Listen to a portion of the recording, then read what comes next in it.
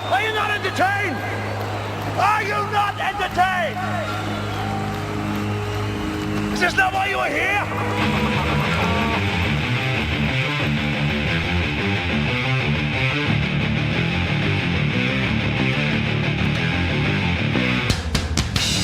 Oh man, it is Valentine's Day. On a Sunday. How nice of it to align with my Sunday show. Yeah, we'll talk about that a little bit today.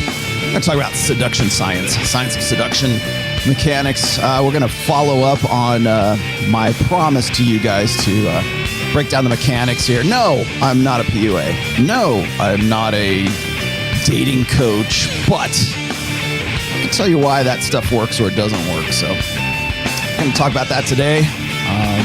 Got some other really cool announcements coming up too. So the all-new Rational Nerd.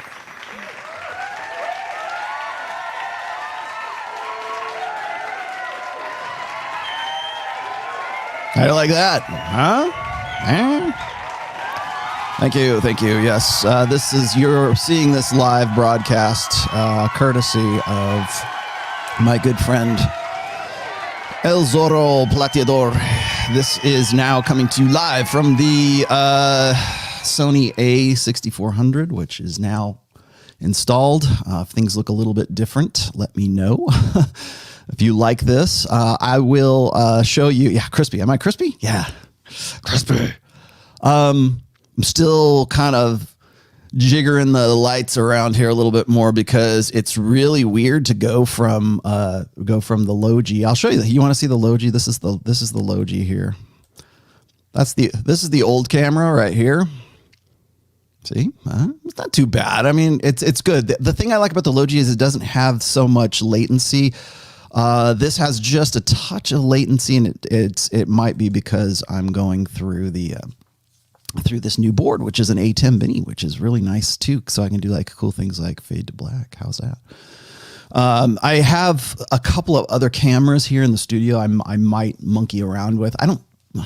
It's such a small studio. I'm like, how many different angles do you want to really look at me from? So, but it looks good. Thank you. Yeah, it is crystal, and you guys can thank Zorro, my good friend Zorro, for coming through with the A6400. He was kind enough to ask me if he could purchase it for this show, and I said yes. So that's what we have today. Today's going to be fun. It's Valentine's Day. I usually on the Rational Mail, I usually repost my infamous Valentine's Day blog. I reblog it, but I don't know. I think maybe I might need to update it a little bit from when I wrote. I wrote it a long time ago. So, but I've always said this is that on Valentine's Day, it is the easiest day to go game. It is the easiest day to Sarge. It is the easiest day to go pick up, assuming that's what you want to do. Okay. But it's one of the easiest days, I think. I was going to say, as the latency a little small, it's a little small. I know you're probably catching just enough of my audio. I'm going through a different audio. That's why. For this, if it's buggy, if it's bugging you, let me know. I'll just switch back over to the low G for a little while, but I think it's good. So anyways, Valentine's Day, or as other guys would call it, the Steak and BJ Day, I think is what Rich wants to call it. I think it's funny. Whenever I encounter Valentine's Day, and I've done Valentine's Day shows with Pat Campbell before, and you always run the risk of getting yourself into trouble for like real, brutal honesty. Somebody sent me a Twitter of a screen cap of something. I think it might have been like, "Am I the a-hole?" From Reddit, and apparently it was a breakup story, I guess, from this one girl whose boyfriend said something to the effect that, once you get to be about 30 years old, once you get to your epiphany phase, it's all downhill from there. And I can read it to you if you really want me to. It's kind of long, so I'm just going to paraphrase it. I don't see any reason to do so, but it's like it was a good example of revealing the game.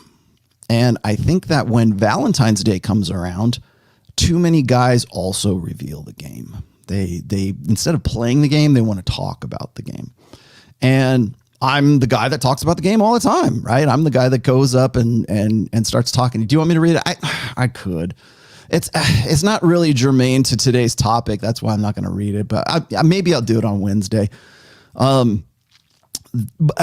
Long and short of it is, the reason I brought it up is because today is Valentine's Day. And again, I think a trap that most guys fall into is rather than play the game and keep their mouths shut, and go with thing, just get it kind of thing, right? They would rather discuss it. They would say, well, this is why you do these things, or this is why this happens. And on no other day do guys, for whatever reason, feel it's incumbent upon them to like sort of explain why Valentine's Day is, really just for chicks. And it's not about guys. It's not about celebration of love. It's really almost like a declaration or a time when guys have to sort of like align themselves. It's like a pledge of allegiance, right? I think what's funny is here in the United States, we've had the pledge of allegiance to the flag, blah, blah, blah, blah. That was a big deal when that first came out, because you got to remember when the Pledge of Allegiance was something that was supposed to be said like by kids in a classroom. I pledge allegiance to the flag, blah, blah, blah, blah, blah. Okay. There's other ways of pledging allegiance, and a lot of people don't really realize what they're doing, like especially when it comes to like politics. That's one thing, but it's another thing to sort of like whenever we're talking about like virtue signaling and things like that. That's a pledge of allegiance. That's saying I'm aligning with you. Here's what I agree. Poor girls, girls are wonderful. Let's just count the ways. That's really like whenever somebody says you're virtue signaling, that's a pledge of allegiance. So bear that in mind next time. What do you do?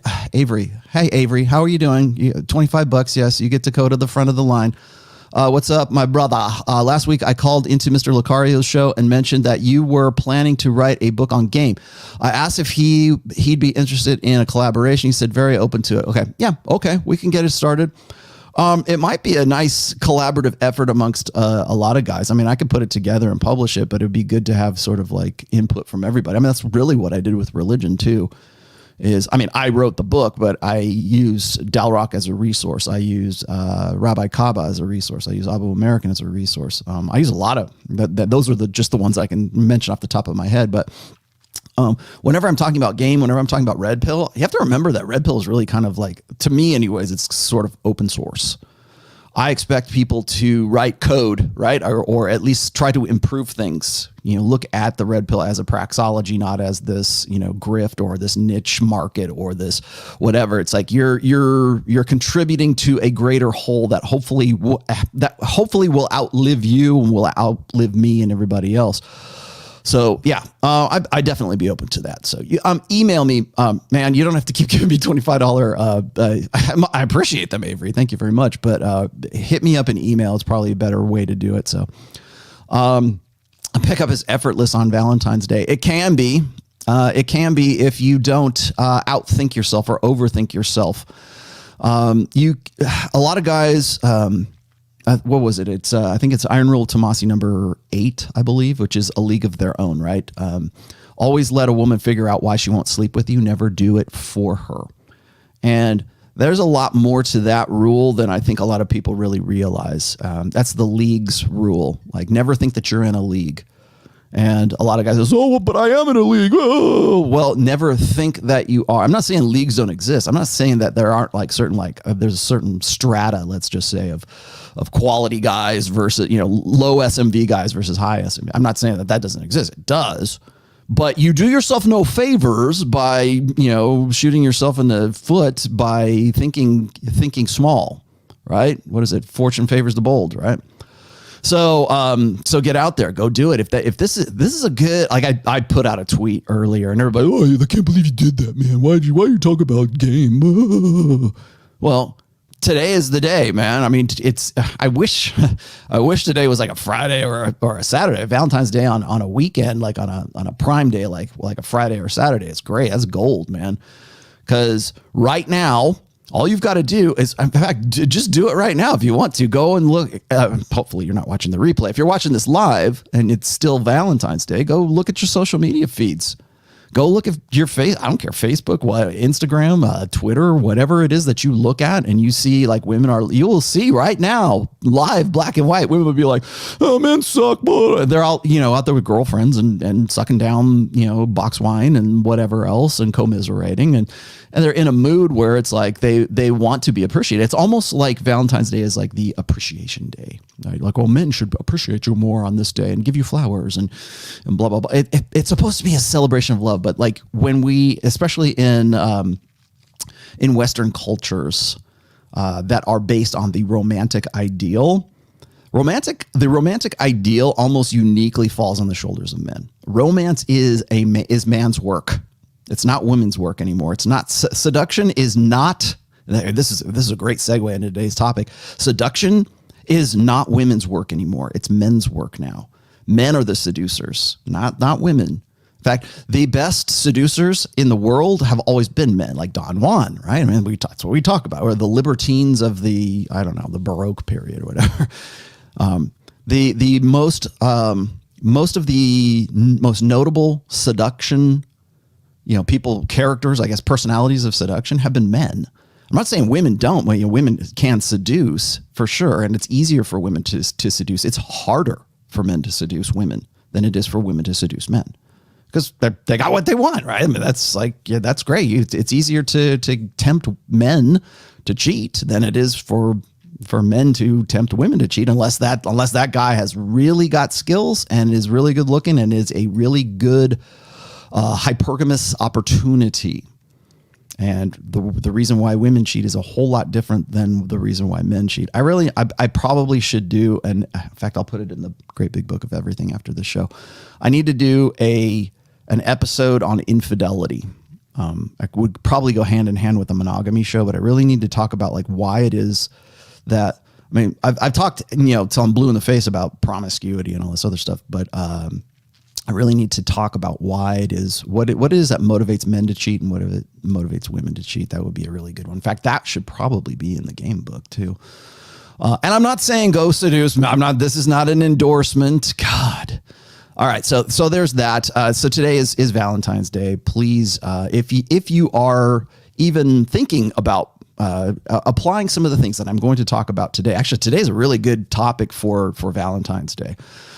If after all of today's show, and I run down my list of things here, if after today's show you feel in some way encouraged to go out and hit the bars or hit the clubs, or maybe just go chat some girl up or something like that, I don't know, whatever you want to do, let me know that you did. Let me know how it worked for you. If that's the case. Again, I am not, as I said in the introduction, I am not a dating coach. I am not a PUA. I can tell you why things work. I am here. I play guitar and I know things. I drink coffee and I know things. So I want to discuss, we're going to get back into the discussion or the series, I guess. It's weird how I get into these series and I don't really realize I'm doing a series until I get done. I go, man, I wish I would have talked about this. Or I realize I do like a 3-hour show and people are like, oh, that was really deep, but you didn't get to this. I'm like, oh, now I gotta figure something else out.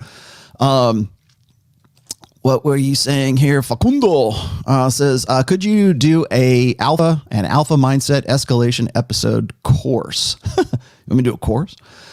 From 0 to 100. I'm glad you asked that, because I'm going to talk a little bit today, not so much about escalation, but calibration and congruency and telegraphing your, I guess, frame or your quality or your confidence, if that's what you wanted to talk about.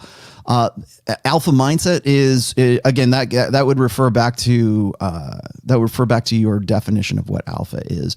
I had some people asking me about my shorts, and I don't mean my shorts like eat my shorts. I mean like my short clips that I've just been doing recently. I've just kind of doing on a trial basis some of these new shorts. I think I mentioned this back on Wednesday too. So I'm growing Argentina. Okay, thank you. Well, please keep discussing the book, especially in Argentina, where you are like overrun with feminists there. but I am doing shorts right now, and I want to express something to you before we get totally started here, because a lot of guys want like these little bite-sized info nuggets, all right? A 60-second clip on whatever whatever I think is valid, because I'm the one that's throwing them out there. I have overwhelming good reviews. People really want me to keep going with the short clip, the short form videos, and I will still keep doing that. I see the value in it. Apparently so this is the deal. Why did I start doing this? Is because YouTube has a hashtag shorts form for videos right now, which of course it has to be like kind of like, cell phone, dimensions, and can be no longer than 60 seconds. So when people say, well, you need to make this, your shorts are great, but they need to be like 3 minutes. Well, the reason why I'm making them 60 seconds is because that's the short form. And it's in the beta stages right now for YouTube. So bear with me. I'm actually considering doing shorts, but like doing my own, like create them instead of, pulling clips out of these live streams. If I can, I will. It's really kind of hard. As you know, it's really kind of hard for me to pick out just a 60-second clip of something that I think is like, salient in some way. I will still, strive to do that, but I might actually make some 60-second shorts. It's in the beta, and also there's going to be an app. They're already working on it. It's been announced. It's not here in the U.S. Apparently, it's only in India right now. There's an app it's a beta app that they're kind of testing right now. But they also made the announcement that if you want to make these yourself, you can. And here are the requirements. It has to be 60 seconds. It has to have hashtag shorts in the title and in the description or in the description. I'm not really sure. I just did both. And it's basically their answer to kind of TikTok, but shorter, I guess. I think you can probably go longer than 60 seconds on TikTok. I don't know. I'm not a TikTok guy. People ask me about too. They say, "What are you going to get on TikTok?"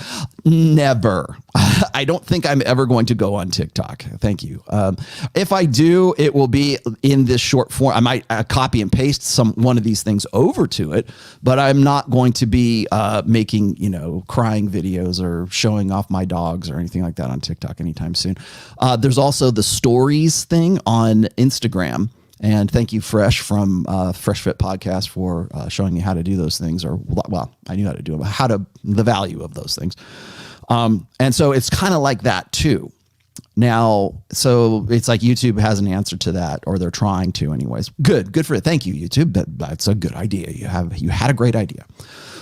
So that's why I'm doing those. Now, also, I thought that maybe I would look at doing some clips that were a little bit longer than that. So if you've seen some of my other stuff, they'll go for like 3 minutes.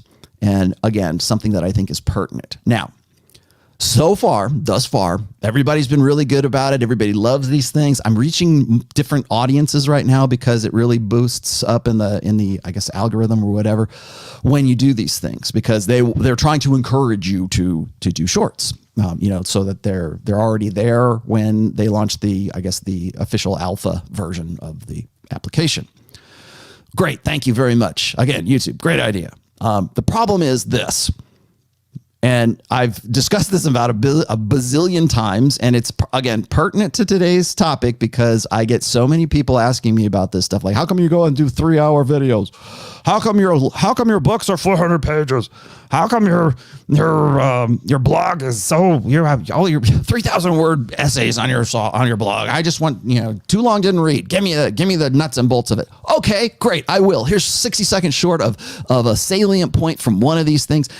Have at it, just chew it up and run on to the next drive-in to eat your fast food, right? Your fast info food, right? I give it to them, and exactly what I expect happens. Exactly what I expect. People have complained about that for a very long time, about the long form, the short form, whatever. Anytime, like when people say, well, what's the elevator pitch for hypergamy or for soulmate myth or for alpha and beta or whatever, name the desire dynamic, name the thing that's the most salient part of the red pill. If I do that, I run the risk of this. Guys will say, well, you didn't think of that. this is great, but I can't believe we're trying to bring the sexes together. How come you didn't say this? How come you didn't blah, blah, blah? How come you didn't cover the caveat, footnote, asterisk. How come you didn't think of all these things? I did think of all these things. It's in the long form that you don't want to watch. That's the problem. Okay. So when people come, and granted, it's mostly new guys or newbies sort of coming into, who's this ROLLO TOMASSI guy? He doesn't sound like he knows anything. It's going against what I think or what I believe. Just give it. So it's like TLDR, too long didn't read, too long didn't watch, whatever. Or it's too long. I can't believe you. And if I'm overly comprehensive, if I'm overly, trying to cover all my bases, it takes time. Good cooking takes time, right? Or if I throw out, here's why the term alpha male is an abstraction. I go and I throw out a few little footnotes or something for 60 seconds, and I will guarantee you a third of the comments will be like, well, you didn't think about this, or you didn't say that. Yeah. And then let me tell. And so then it's like, it's their opportunity to opine, right? And it's like, okay, yeah, well, I've been talking about this stuff for 20 years. I've got, 4 books. I've got X amount of essays. I have X amount of episodes, and I throw out one little thing, and that's the base, like one little, info nugget. And that's the basis of your whole opinion on things. So long story short, that's what I kind of have to deal with when I'm doing these things, like what's worth doing. Because when I'm writing, whether it's my book or it's an essay, or if it's even just coming up with show notes and stuff like this, the first thing in my head is what's a critic going to say? If I go and I say the soulmate myth is bullshit because of, because it's a social convention to lock you into social enforced monogamy. It's a myth. It's a mythology that locks. It's a feel good, rational, or feel good, emotional, romantic ideal that has the latent purpose of locking you into the idea of one man, one woman, social monogamy. And really what it does is it serves a female imperative because it allows women to be selective while locking men into social enforced monogamy, which we can keep going. I can talk to you. Well, we can talk about, men's mating strategies and, the strategic pluralism theory and all that other great stuff. But if I go and I throw that out there, then he doesn't say this. He didn't know that. Let me here's a link to my long form video that you should watch because I really know what I'm talking. It's like, I can't win. I cannot win. So I will still do these. Just, know that, but I can't win. Either it's too long or it's too short. So there you go.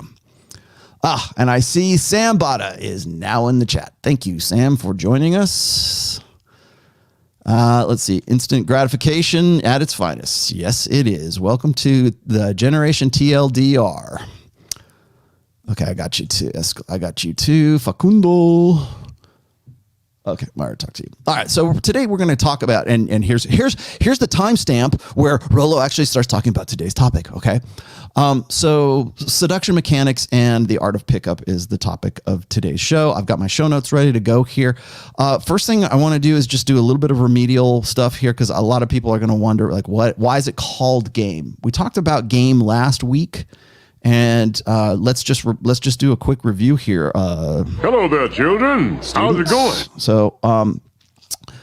So why is it called game, and what is game? Okay, so game, of course, is everyone has game, and to some degree, everyone has game. How effective that game is, or how lame that game is, or how like lightning sharp and perfect that game is really the question. It's the quality of that game, but everybody has, on some level of consciousness, some sort of means, some sort of practice, some sort of belief set about what is the best way to go from being single to being in a relationship or to being intimate or getting laid, whatever it is, how to interrelate with the opposite sex. And I'm going to say opposite sex in this instance today because we're all cis heteronormative guys today, right? So that's the case. What is game? How do you become intimate with another person? That's it.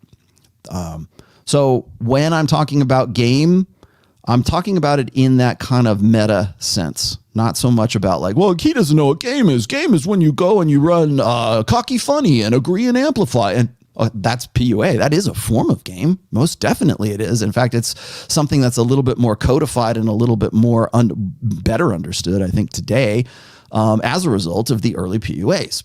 Great. I think everyone in the red pill, MGTOW, MRAs, all you guys, you owe a debt of gratitude to every guy that ever came before you. And those were the PUAs.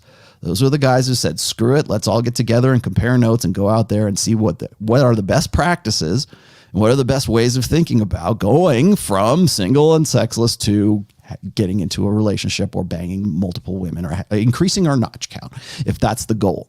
And I needed to talk about those goal states here first. What do you want? Must genuine desire exist from the first interaction? Arousal does. I will tell you that right now. Or it's possible to increase it with game. It's possible to increase it with game, but there has to be a baseline. There has to be a genuine desire. And by genuine desire, it's usually when you see someone, it's a biological evolutionary understanding that this is someone that I will sleep with. This is not someone that I will sleep with. Okay. I am aroused by this person. I am not aroused by this person. Most hot girls will not have a high enough interest level for average looking guys at the beginning. Yeah, they won't. You're right. 100% right. So what are you going to do about it? Well, let's talk about that. So part of that whole interaction, whether it's arousal and attraction, remember when I talk about, when we talk about alpha, what time is it? Alpha seed and beta, I can't swear yet. Alpha seed and beta need. When we look at hypergamy as women's innate mating strategy and unfettered, I should say, and virtually unbuffered right now, when we look at that, how does that apply to game, or what is good game? Like, first of all, why do we even call it game? Like, why don't we call it like the science of intersexual dynamics? Because that sounds like crap. That sounds like, oh, look at the big brain on Rollo. He said intersexual dynamics. No, so we call it game, right? I mean, the brothers have been calling it for that. You got no game, man. That was the whole thing. You have no game. Like, what are your skills? Really, that's what it is. Game is just skills. Game is talent. Game is whatever your skill set is that allows you to function like at whatever you're competitive at or whatever you want to be good at, right? Eddie Van Halen had some really good guitar game, right? Okay, well, yeah. He did. LeBron James has really good basketball game. Awesome. Kevin Federer, great tennis game. Okay. So you have game. You got game. Well, what is that? It's a skill set. It's a talent set. It's also a belief set. It's also dedication. I mean, think about all of the things. If we're going to take game as the definition, again, abstract term, alpha, abstract, beta, abstract. Red pill, blue pill, abstract. They're terms to refer to what we call intersexual dynamics. Blue pill, conditioning for whatever, right? Alpha is an abstraction. It's not a silverback gorilla. That's not alpha. Alpha is just an abstract term we use as a placeholder to get us somewhere else. Game is also an abstract term.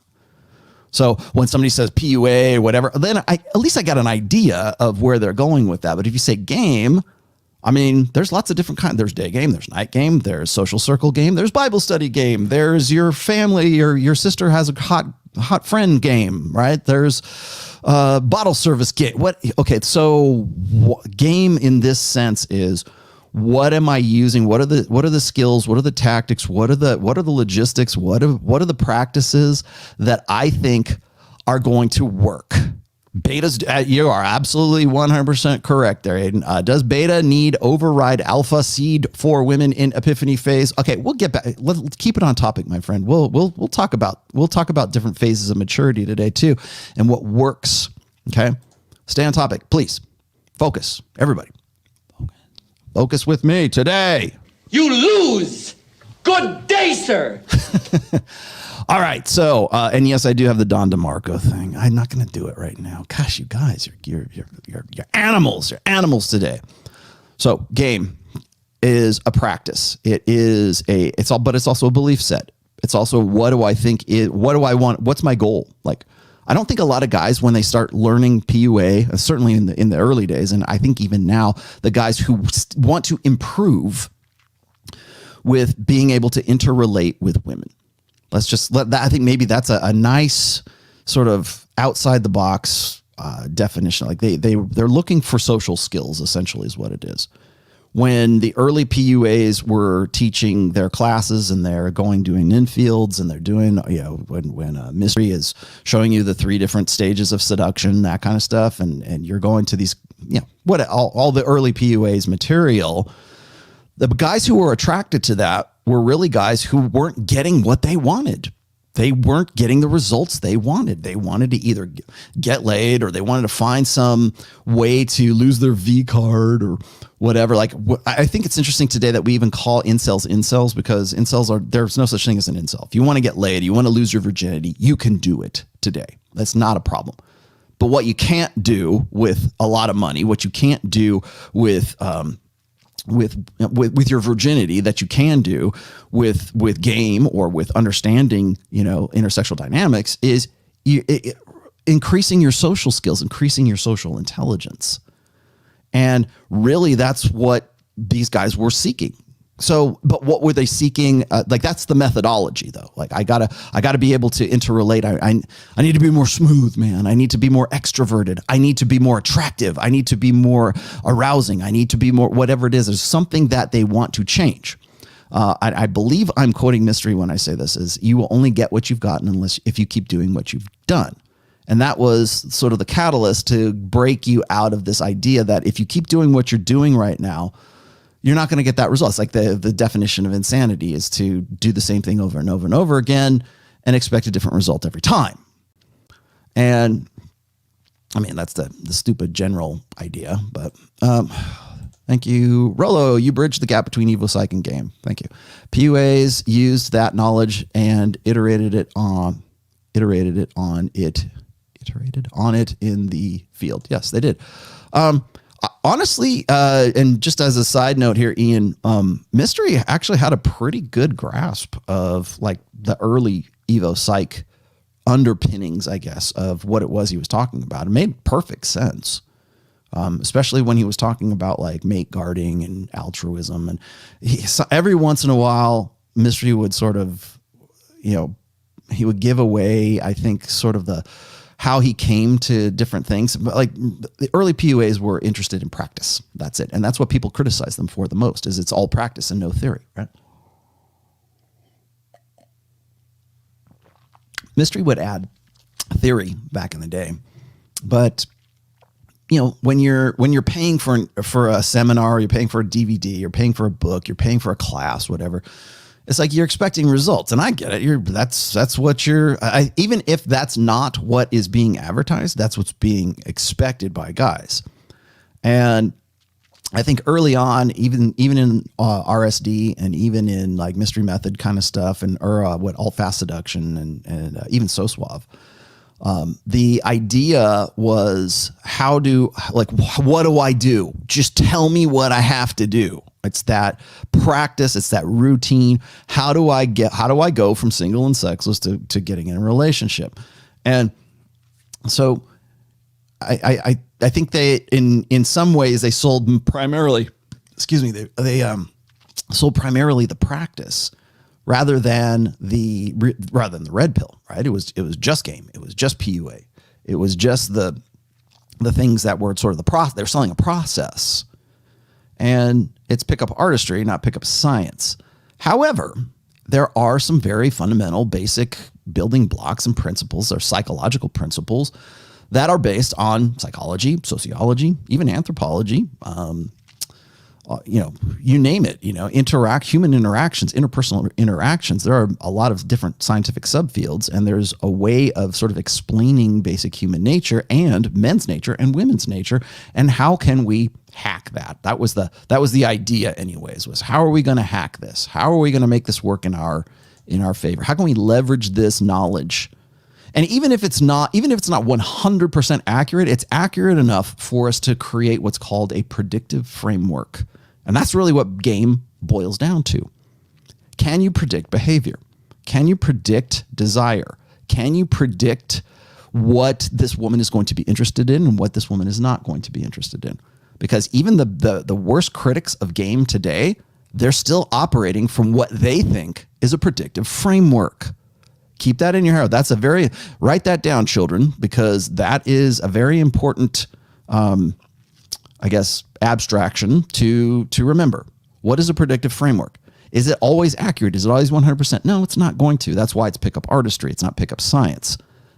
If a routine and if something was like so predictable 100% of the time, it would be a science. It would be a law, right? The law of gravity always works, right? Hopefully. But it's not the law of seduction. It's not the law of, it's the practice. It's the art. So bear that in mind, because I think what happens is you get these guys who are told, and maybe they met the wrong guy, right? Maybe they chose the wrong guru or the wrong teacher or whatever. Or maybe they just simply didn't invest themselves into what that person was saying or whatever, or they were just never going to get over that hurdle of putting themselves out there. I don't know. But the story goes like this: is they'll pay for an infield, they'll go to a seminar, they'll go out to clubs with a wingman or whatever. They'll try to that's what they'll say. I tried all this, I tried it, I can't do it, and it's bullshit. I forget it. They're all charlatans, they're all hacks. It doesn't work for me. It'll never work for me. And then you see the guy with the hot bikini model girlfriend, and the dude looks like Owen Cook from RSD or whatever. I'm not saying he did. I'm not saying that. I don't know. I wasn't there, so I can't really say 100%. But there's something instinctive that says there's an imbalance here. When you see a hot girl, a really hot girl with a guy who's really overweight, or a guy who's just kind of like this neckbeard, gamer, like that, and the girl's with him, you go, something's going on here, because human beings are really good at pattern recognition, and we are really attracted to symmetry, and not just in the physical, but also in sort of like the mental. And we say that there's got to be something that's offsetting this deficit, or else I'm being lied to, or else this guy's a charlatan, or else this is nonsense. So there's always that kind of, it's, my dad and probably your dad would have called it the bullshit detector, right? I've got a sensitive bullshit meter or something like that. So when we see that, we go, oh man, that set off my BS, measurements, whatever metric system. And so we kind of like, But after a while, when you're talking to guys, and I think the guys in the old school pickup artist community knew this, is they eventually went from collecting all this data, creating a system and creating a process, a predictive framework that was working for them. And it was working for a lot of guys in the context of what was going on back in 2003, 2005, whatever. And you could use this and you could improve. You could get a girl. Maybe like if you go from no girls to getting like a 5 or a 6, that's a very marked improvement for guys who just simply never got a girlfriend or never had a girl even take any kind of interest in them. I'm not saying you're going to be banging 9s and 10s or 9s and 9.5, whatever. But going from 0 to a 6 was like, oh my God, this is like magic. I've got the cheat codes. I'm playing in God mode. But most guys aren't, most guys are looking for that kind of social intelligence. They're looking for some way to interrelate. And I think that after a while, you get guys in the old school POA, teaching game, and they're not really teaching game anymore. They're teaching social skills. The social skills that most of these guys never picked up as a process of, being raised or growing up or whatever it is. And I think that probably right now, at least the last 2 or 3 generations of guys who never really had the occasion to learn like the hard way, social skills in real life. And they don't understand why they're not getting laid. And I can show you statistically that they're not getting laid. From 2000 to 2018, according to the General Social Survey or something like that in the United States, guys between the ages of 18 and 24 are simply not having sex. They're not getting out there. They're not putting themselves out there. And of course, everyone wants to blame it on porn or online this and that. And it's like, well, yeah, that's probably it too. But the other thing is he's talking about at least the last 2 generations who've been socialized and acculturated behind a screen, not in real life, which is where you are going to learn your social skills. Because it's more, you have to interrelate with people. You have to look people in the eye. You have to listen to their voice. You have to see what their vocal intonations are. You have to, it's not just typing things into your chat box. So, but if that's what you were raised on from the time you were like, if you're a tablet toddler, right? If that's what you were raised on from the time you were like able to understand, how to type on a keyboard, you might be retarded. And I mean that in the clinical sense. Your social skills, your social maturity has been retarded, meaning held back, stunted. Let's just say, maybe that's a better word. And you're looking for something. You're looking at how you only get what you've gotten if you keep doing what you've done. Well, here's some guys that come along and they say, hey, I've got this process, I've got this predictive framework, and let's try it out. Well, if it doesn't work for you and you are a little less well adjusted than most people, you might go start a new form called PUA hate or slut hate or the black pill or the doom pill or whatever pill, or, the gloom and doomers, right? That's really just what I remember. Well, true force loneliness, right? That was the other one.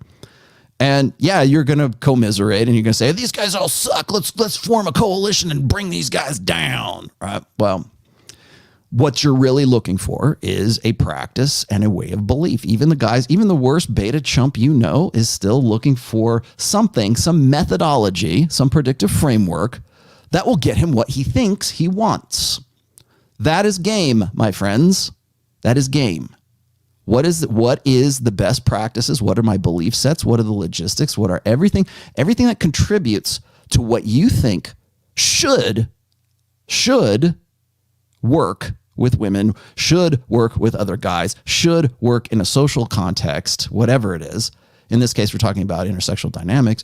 What should work in getting your quality woman? If it doesn't work and you're still invested into that game, if that's your especially when you invest your ego into that game and it doesn't work, then you have to find ways to either deny the parts that didn't work or to backwards rationalize why it didn't work. So, and you'll see tradcons do this all the time. Like, well, she's not a quality woman. Anyways, what I do, if it should work with any quality woman. Well, it worked with her for a little while and then she saw you were like some self-loathing creep and she didn't want to have anything to do with you. Oh, well, what I'm doing, my game should work with quality women. If she was a quality woman, she would be with me. No. It's your game is off. Your ideas are off. The things that you invested yourself in, your game that you've invested yourself in, are off. And I wanted to throw that out there because a lot of guys, when it comes to game, will overinvest themselves into it. And I mean that, like, even guys who have good game will overinvest themselves into it, like as a predictive framework. They will think that it's universal, that it's something that can be let's see, it's like, what is it? In psychology, there is the repetition errors, or repeating an experiment, right? Trying to make to validate that this is something that is seen all the time and we can come back to it. There's so many different ways, subjective ways of saying, well, this was a failure or this was a success for that particular experiment, and then repeating that experiment once again. So bear that in mind when it comes to game. So game is your skills, game is your belief set, game is, I had to define that, right? Because a lot of guys think game is just, well, it's just you trying to get girls. Well, it can be. Okay, so now I need to get into practice versus purpose. So game as a practice versus the purpose that you have game in the first place, or the purpose that you're going to use that game for. So for a lot of guys, they want, especially the old school guys, it was just to increase notch count, right? I want to have sex with many women. I want to be able to facilitate my innate mating strategy, which is unlimited access to unlimited sexuality. I did the same thing. From the time I was 17 years old, when I first got laid, I wanted to figure out how I could keep getting laid. How I could keep getting laid, or how I could have sex with other women and keep getting laid at least somewhat regularly. And since 17 years old, I've been pretty reliably, I've figured out a predictive framework, right? So you've got to figure those things out. Thank you for the big up, my good friend. So when it comes to the practice versus the purpose, I think like guys end up, especially in the old school, like an old school game, old school PUA, it was putting the cart before the horse. I've said this in a few essays. I think it probably bears repeating right now, because what would happen back then was you get guys who, like I said, were low kind of social intelligence, low social conscientiousness, I guess would be a good term for it, would get into game and they go, finally, we've cracked the code. Even if it works nominally for me, even like I'm a virgin, right? I'm a 0, and now I can go from a 0 to a 6. Great. That's a crazy. Yeah, we do have a bass player. Thank you very much. A trial of ascension. We do have a bass player now. Sorry, man. Auditions are over. So going from 0 to a 6 is like this wildly successful, progress for a lot of guys, because they're learning the social skills to interact. Good, awesome, that's great, man. You're learning and you're putting something, even if it's just a marginal success. You're not banging 9s and 10s, but you're finally getting the 6 that you could never get before. That's pretty good. Now, of course, you got to level up. Now you got to figure out how do I get the 7? Okay. Well, what's the purpose? Because a lot of guys, I wrote and if you've read the book 1, you'll know what I'm talking about. I have an essay in there, and it's a chapter in book 1, and it's called Dream Girls and Children with Dynamite. And I saw somebody talking about like, what do you think of Ross Jeffries? I stole that mercilessly from Ross Jeffries. Children with Dynamite is his. I give it back to you, Ross. If you've read The Game by Neil Strauss, that sort of breaks down all the things that were going on back in the early 2000s in the early pickup artist communities, seduction communities. If you read those things, one of the things Ross Jeffries says was he was concerned about like guys getting the keys to the castle without actually having earned or learned what they needed to know to sort of prevent the worst disasters, the worst consequences from having that sort of, that magical bit, like having this predictive framework all of a sudden. And remember, this is in the early days. So, women were less savvy to game. They were less savvy to there was no appreciable social media going on at that time. Game was not as widespread, but Ross Jeffries said something very interesting. He said, like, giving these guys this information is like giving dynamite to children. And that's what I'm talking about when I talk about practice versus purpose. So I can give you the keys to my Formula One race car or my Lamborghini or whatever it is, but that doesn't mean you have the skills to drive it. You have the car. There it is. But that doesn't mean that you're not going to in some way get carried away with it and wrap it around a telephone pole.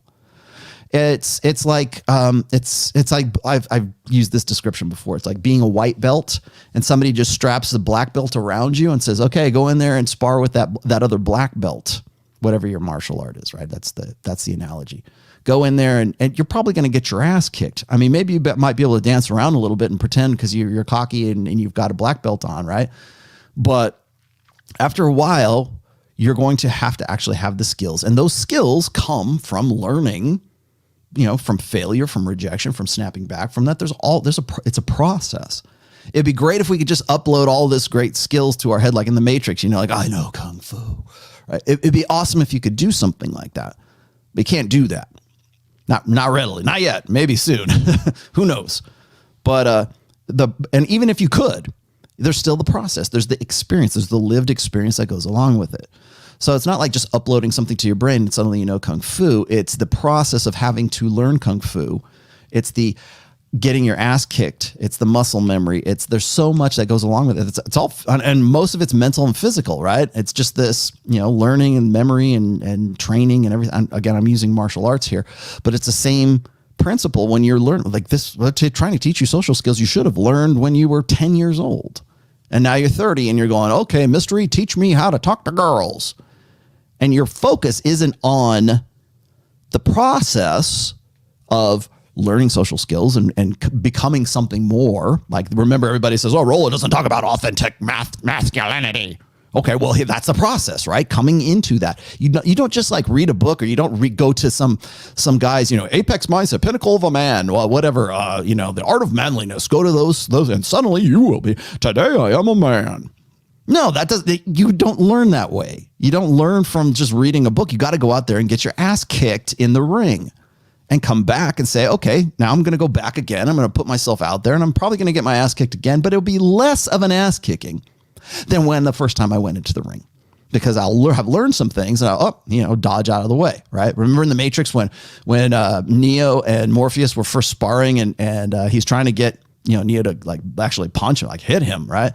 And one of the things that like Morpheus says in that one scene, and I know it's schmaltzy, but he says, improvisation, you're learning, but you're not connecting quite, right? There's that process of getting to that point where you have that killer instinct, where you're going to kill the bunny, right? Where you can actually get to a point where you are skilled enough in your game that you can do those things. And it's a process. But that's not what guys are focusing on when they first get into it. So that's what I mean, practice versus the process. Or practice versus the purpose. Most guys, and when I wrote Dream Girls and Children with Dynamite, I said this, is most guys are looking for the one. They're still looking for the soulmate. Why do guys get one-itis? Well, because they're not spinning plates, because they've never learned they've never unlearned the idea of, well, really what I would call strategic pluralism theory, which is sniper theory. Like you focus only on one girl, one target. That's it. You got to put all your eggs into one basket. Well, breaking guys out of that it's like changing your religion. But that's what they focus on. So they think, oh, well, if I could learn PUA, then I could have the soulmate. Then I could finally have my dream girl and everything will be great. Well, the dream girl you want is the Lamborghini you can't drive.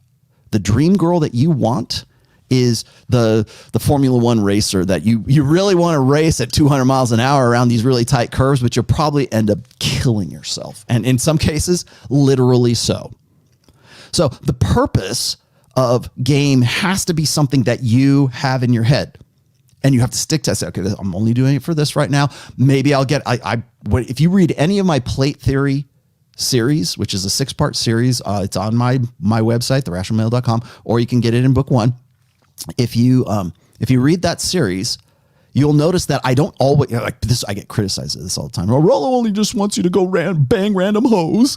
No, it's not. That's not a measurement of success. As far as I'm concerned, that's not a measurement of success, because it's based on what you want and what your purpose is. Why do you learn the practice? Ask yourself that. Why do I want to learn game? Why do I want to be a PUA? Why do I want to be better skilled and find a predictive framework to get with women? Why do I want to do that? What's the end result? What do I hope will come of that? Most guys that doesn't even enter in the equation. I just want to get my dick wet. Well, okay, that might even be good enough to get you started, but ultimately, what do you want to do? As I said before, game in a sense is you going from single and sexless to getting into a relationship. Well, I mean, banging girl, yeah, hopefully non-exclusively, plate theory, until you get to a point where it's like, okay, I found one that I really like. I'm going to stick with that. And I want to have kids. I want to form a family at some point. So maybe that's the end result. Maybe it's not. Maybe you don't even want to get married. Maybe you just want to have a good LTR. I don't know. That's up to you. I don't get to decide that. That's the great news, is you get to decide that. But there's the purpose of that. So it's not just increasing notch count, not ultimately anyway. It's not at the end of, what is it that I want to do? I always say this I'll say this in anything, whether it's art or it's your business or whatever, always begin with the ending in mind. And I think it's a law of power as well. I don't know which number it is, but it's like never go too far, never go beyond what your set goal was. The problem is most guys don't know what that is. They don't know what they want. That's why I asked, like last Sunday, I said, what is it that you want? Ultimately, I asked the guy, Doom Pill, MGTOW, MRA, TradCon, whatever your little mentality is, what do you really want? If things all went your way, if the world was your oyster, if everything went your way, what do you want? I want a wife who's going to be loving. I'm going to come home from work, or I'm going to have a good job, or I'm going to have my own business. I want 2 kids who are going to be appreciative of me, and they're going to be homeschooled or whatever it is. That's good. Good. Keep going. Keep going. How do you get to there? What do you want how do you get to that point? Most guys have no earthly idea. Like MGTOW's like, oh, women suck, man. Blah, blah, blah. We can commiserate about women all day long. And I can do the same thing. I can give you red meat and stories about how the nature of women, and we can all just like have a good cry and yeah, bro fist everything about that. But at the end of the day, if that weren't the case, what would you have to do to get to whatever your desired goal is? What methodology would you use? Most of the guys don't know. I don't know, but I don't know what I want, but I'll know it when I see it. No, you won't. Let me catch up. Asanji says, what is the best character to play for game? I don't know. The character for me is not going to be what the character is for you. I'll talk about that here in a second, though, Asanji. I know what you're getting at. I'm reading Make Your Move by former financial writer and male feminist John Berger. He claims marriage rates are down since women graduate college more. Absurd, in my opinion. Yes, I 100% agree. I talked about that with Aaron Clary on our when I was talking about the book of Numbers, for example. The numbers don't bear that out. Yeah, there's more. Are there more women in college? Absolutely. Marriage is seen more and more as elitist. Only elite people only good men can be married. No, that pretty much excludes a lot of guys. No, marriage rates are down because women are entitled. They have this because here's a great correlation. Maybe you can go talk to Mr. Berger about this. When women come out of college, they believe that the same things that make a man attractive should make them attractive too. It's almost as if it's a cope. Like I've got a master's degree. I've got a bachelor's degree. I've got a doctorate. I've got whatever it is that I've got. So therefore I'm more desirable. No, you're not. And again, that's a failing in understanding blank slate equalism, social constructionism, and gynocentrism, because really women would love for that to be the criteria upon which men should base their attraction to women on. But it's not the case. We're evolved. Our evolution denies that. Statistically denies that. The reason the marriage rate is down is because there is no incentive to get married. For men, there's no incentive. It's an all downside, all risk-based proposition. I wish it weren't that way. I wish, because I think, as I've said before, I think marriage as an institution, as a complementary gender role understood, I don't say compromise, but a coming together of men and women and forming families, and all. I wish it worked. I really do. I want it to. I really want it to. I mean, it works good for me, right? But I also know the inherent risks of it. Maybe that's one of the strengths of my marriage, right? That I know that. That's why, and then being red pill aware, of course. But yeah, the reason why we are at an all-time low in divorces, we're at an all-time low of marriage. Related, correlated, yes. So I don't know. I'd have to go look up that Berger dude. So bear with me. I'm only one dude. I just work here, man. What'd you say? There's a thing called Galentine's today. I have no earthly clue what that is. Caffeine God. Michael Rodriguez. My girl didn't get me a gift. She did send me a message saying that she cared and loved me. Is that not a gift? And doesn't have a lot of money and couldn't really get me anything, but for me, even a card would have been fun. Am I just getting play? Well, I don't know. Tell me, get back to me on that, Michael. Tell me if you got laid. Usually that's what it comes down to. Oh, you're romantic, and then I'll spread my legs for it. It's date night. Like, it's the official one night a year that everybody's supposed to have a date night, right? I'm going to go have dinner with my wife here in a little while, but I get laid at least twice, maybe 3 times a week. So well, it's nice. It's nice if you understand what it's really about. Okay. I'm not going to be giving away very expensive jewelry or anything like that, but hey, here's a rose. No sweat off my back. Let me just really quickly also, don't be a bitch, Michael. That's my gift to you. My Valentine's Day my Valentine's Day gift to you is don't be a bitch. Don't worry about it. Don't let it, who cares, right? Remember, the medium is the message, gentlemen. If you are in Michael Rodriguez's position, the medium is the message. Today is a really good day to evaluate that too. Like look at behavior. What's the behavior? When it comes to romances, when it comes to gifts, I've talked about this before. I don't know if I should really sort of reheat this, but I've talked about this with Pat Campbell when we talked about gift giving. I look at gift giving as in the same light as I look at compliments for women. Like never compliment a woman in a certain way, right? Compliments and gifts are rewards. They are positive reinforcement for desired behavior. And I'm sure there are women who are going to tear their hair out and lose their minds. I know they did because they just did on Fresh and Fit like last night or the night before. Some girls on there is like, I can't believe you think a woman is training women as dogs. Da, da, da, da. It's like, well, we do that with everybody. It's not just men and women. Women do it to men all the time. Women are worse at operant conditioning than men are because they have the ultimate reward. Here she is. Here's the pussy. That's the reward. There's nothing more positively reinforcing than here's some pussy, right? They do it all the time. But when a guy even mentions the possibility of rewarding desired behavior with a gift, with flowers, like when guys give flowers, why are they usually giving flowers? Because they fucked up, right? They did something that they want some sort of they want some apology for, or else it's obligatory. Well, it's our anniversary. It's Valentine's Day. Here's some flowers. Why don't you just give flowers whenever? Remember, romance is always incumbent upon the man, especially today. In a gynocentric social order, it's always been that way. But for men, romance is what we create.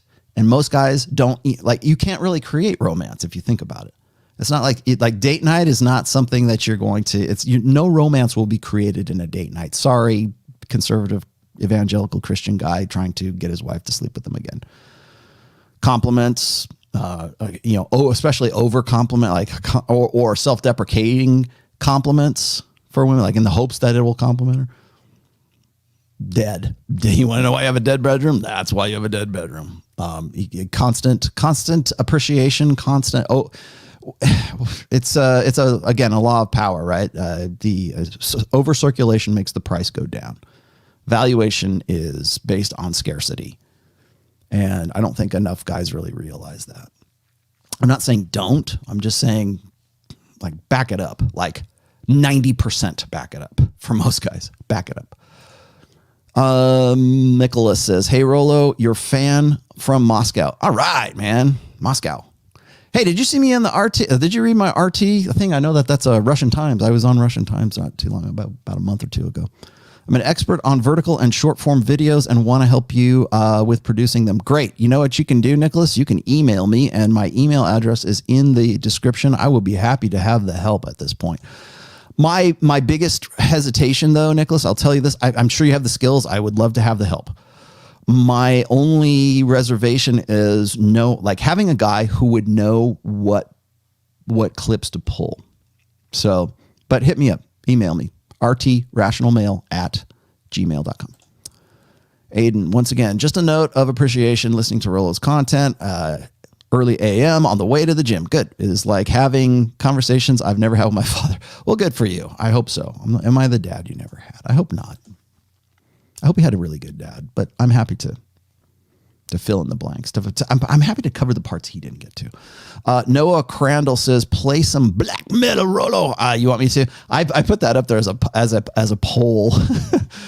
I will if you want me to. Do you want me to? I can even. I'm afraid CJ would get. Well, I could play something that's on Spotify. I've got the band I'm in is called Trial of Ascension, and we are on Spotify right now. The link again is also in the description of every one of my videos. You can go listen to them there. I'll just say that. Go listen to the Spotify link. There's some metal, I don't black metal, but it's metal. Jason the Dream, what's going on, brother? You have to treat game like a business so you can level up. Yeah, you can. That's the practicality of it. And Fred, I agree 100%. Thanks for confirming what I thought with facts and logic. You're welcome. This is why I follow Clary and you and not Berger. You know what, Fred, can you do me a favor and email me the link of that Berger thing you were talking about? That would make some really good, like either blog fodder or some topic fodder for me and Clary. Let's see. I simply wanted to see what male feminists teach. Yeah, of course they do. So if you would be kind enough to link that to me in an email, I would really appreciate that, because I will be on live with Aaron Clary the first week of March in Miami, once again on the Fresh Fit podcast. Yes, I'm flying out again. I give and I give and I give. I have to go and put on another goddamn mask and sit in the plane for like 10 hours again, just for you guys. So you want me to? All right. I guess I could.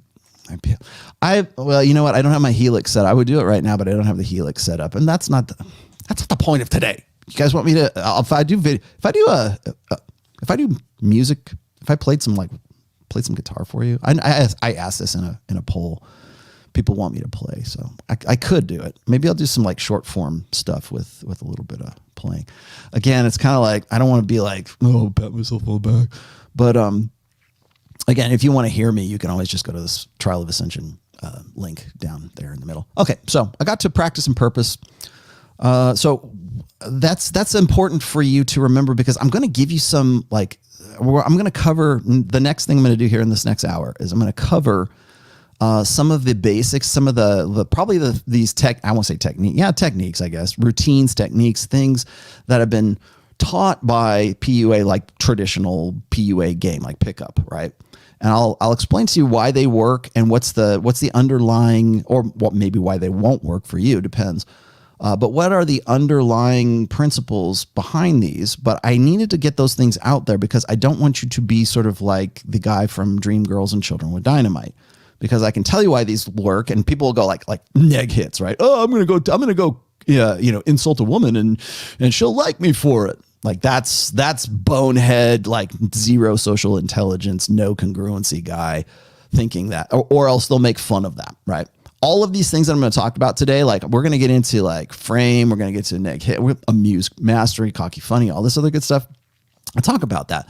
But remember that these are the things that game detractors, and I mean that in the broadest sense of the word, not just women, not just like blue pill guys, but the blue pill guys, whenever they have a gripe against game, or they have a gripe against PUAs, or they have a gripe against the red pill, they're always the same goddamn gripes that the guys in the doom pill community have, the same ones that MRAs have, the same one that feminists have, the same one that disbelieving women have, and because it could never work on them until they're in the club and some guy comes up there and it works on them. Or they're not going to tell you how it actually did work on them, or they're going to look for those things because they don't, it's not in their interests to do that. Or else it's guys who will, like somebody give me that sound drop from The Simpsons, right? That kid, right? Oh, you're stupid. Like that kind of poke fun kind of thing. Point and sputter is what I call it. Point and sputter is always going to be at this kind of stuff because it's not in the best interest of guys who are ego invested in blue pill game. They're ego invested in beta game. They think that identifying with women and being, like to carry your books home from school and all the stuff that they've been taught in a romanticized, gynocentric social order, everything that Disney and Pixar has ever taught you about what girls want and what women ultimately want, that doesn't work, or doesn't work the way that you think it does. If you're ego invested in that, and then somebody comes along and says, hey, let me tell you about Amused Mastery, they'll go, that, because that's this point and sputter is all that they have. There's no way to refute it, because what you're doing is you're bringing them into, because they're emotionally invested in that, ego invested, but they're emotionally invested in it. You try to break them out of that and appeal to reason. And I'm not just talking about women. Women's easy, right? But guys who are effeminate, guys who have been conditioned by a female primary social order, guys who are blue pill, they're locked into the emotions that go along with being ego invested into what they think should work, right? The blue pill and blue pill game, beta game, whatever you want to call it, is still game, but it's also an ego investment. and it's ego invested emotionally by these guys.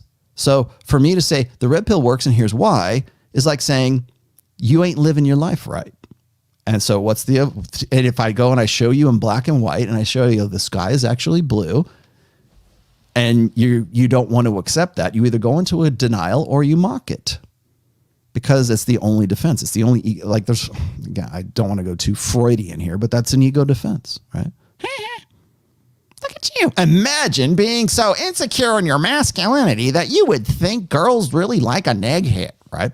You will get the same response from guys in the doom pill community.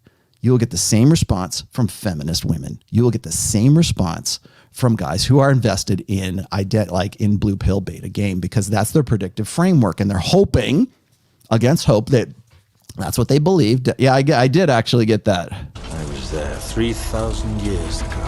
Yeah, I did. Thank you very much, Ian. I haven't had occasion to actually use it. I guess maybe this, since I'm talking about old school PUA, maybe I should, because I remember being there and having these discussions back in the day. And thank you for that sound drop. Actually, anybody who wants to give me sound drops, please do. I enjoy them, but they got to be good ones. All right. Like movie clips are good, I guess.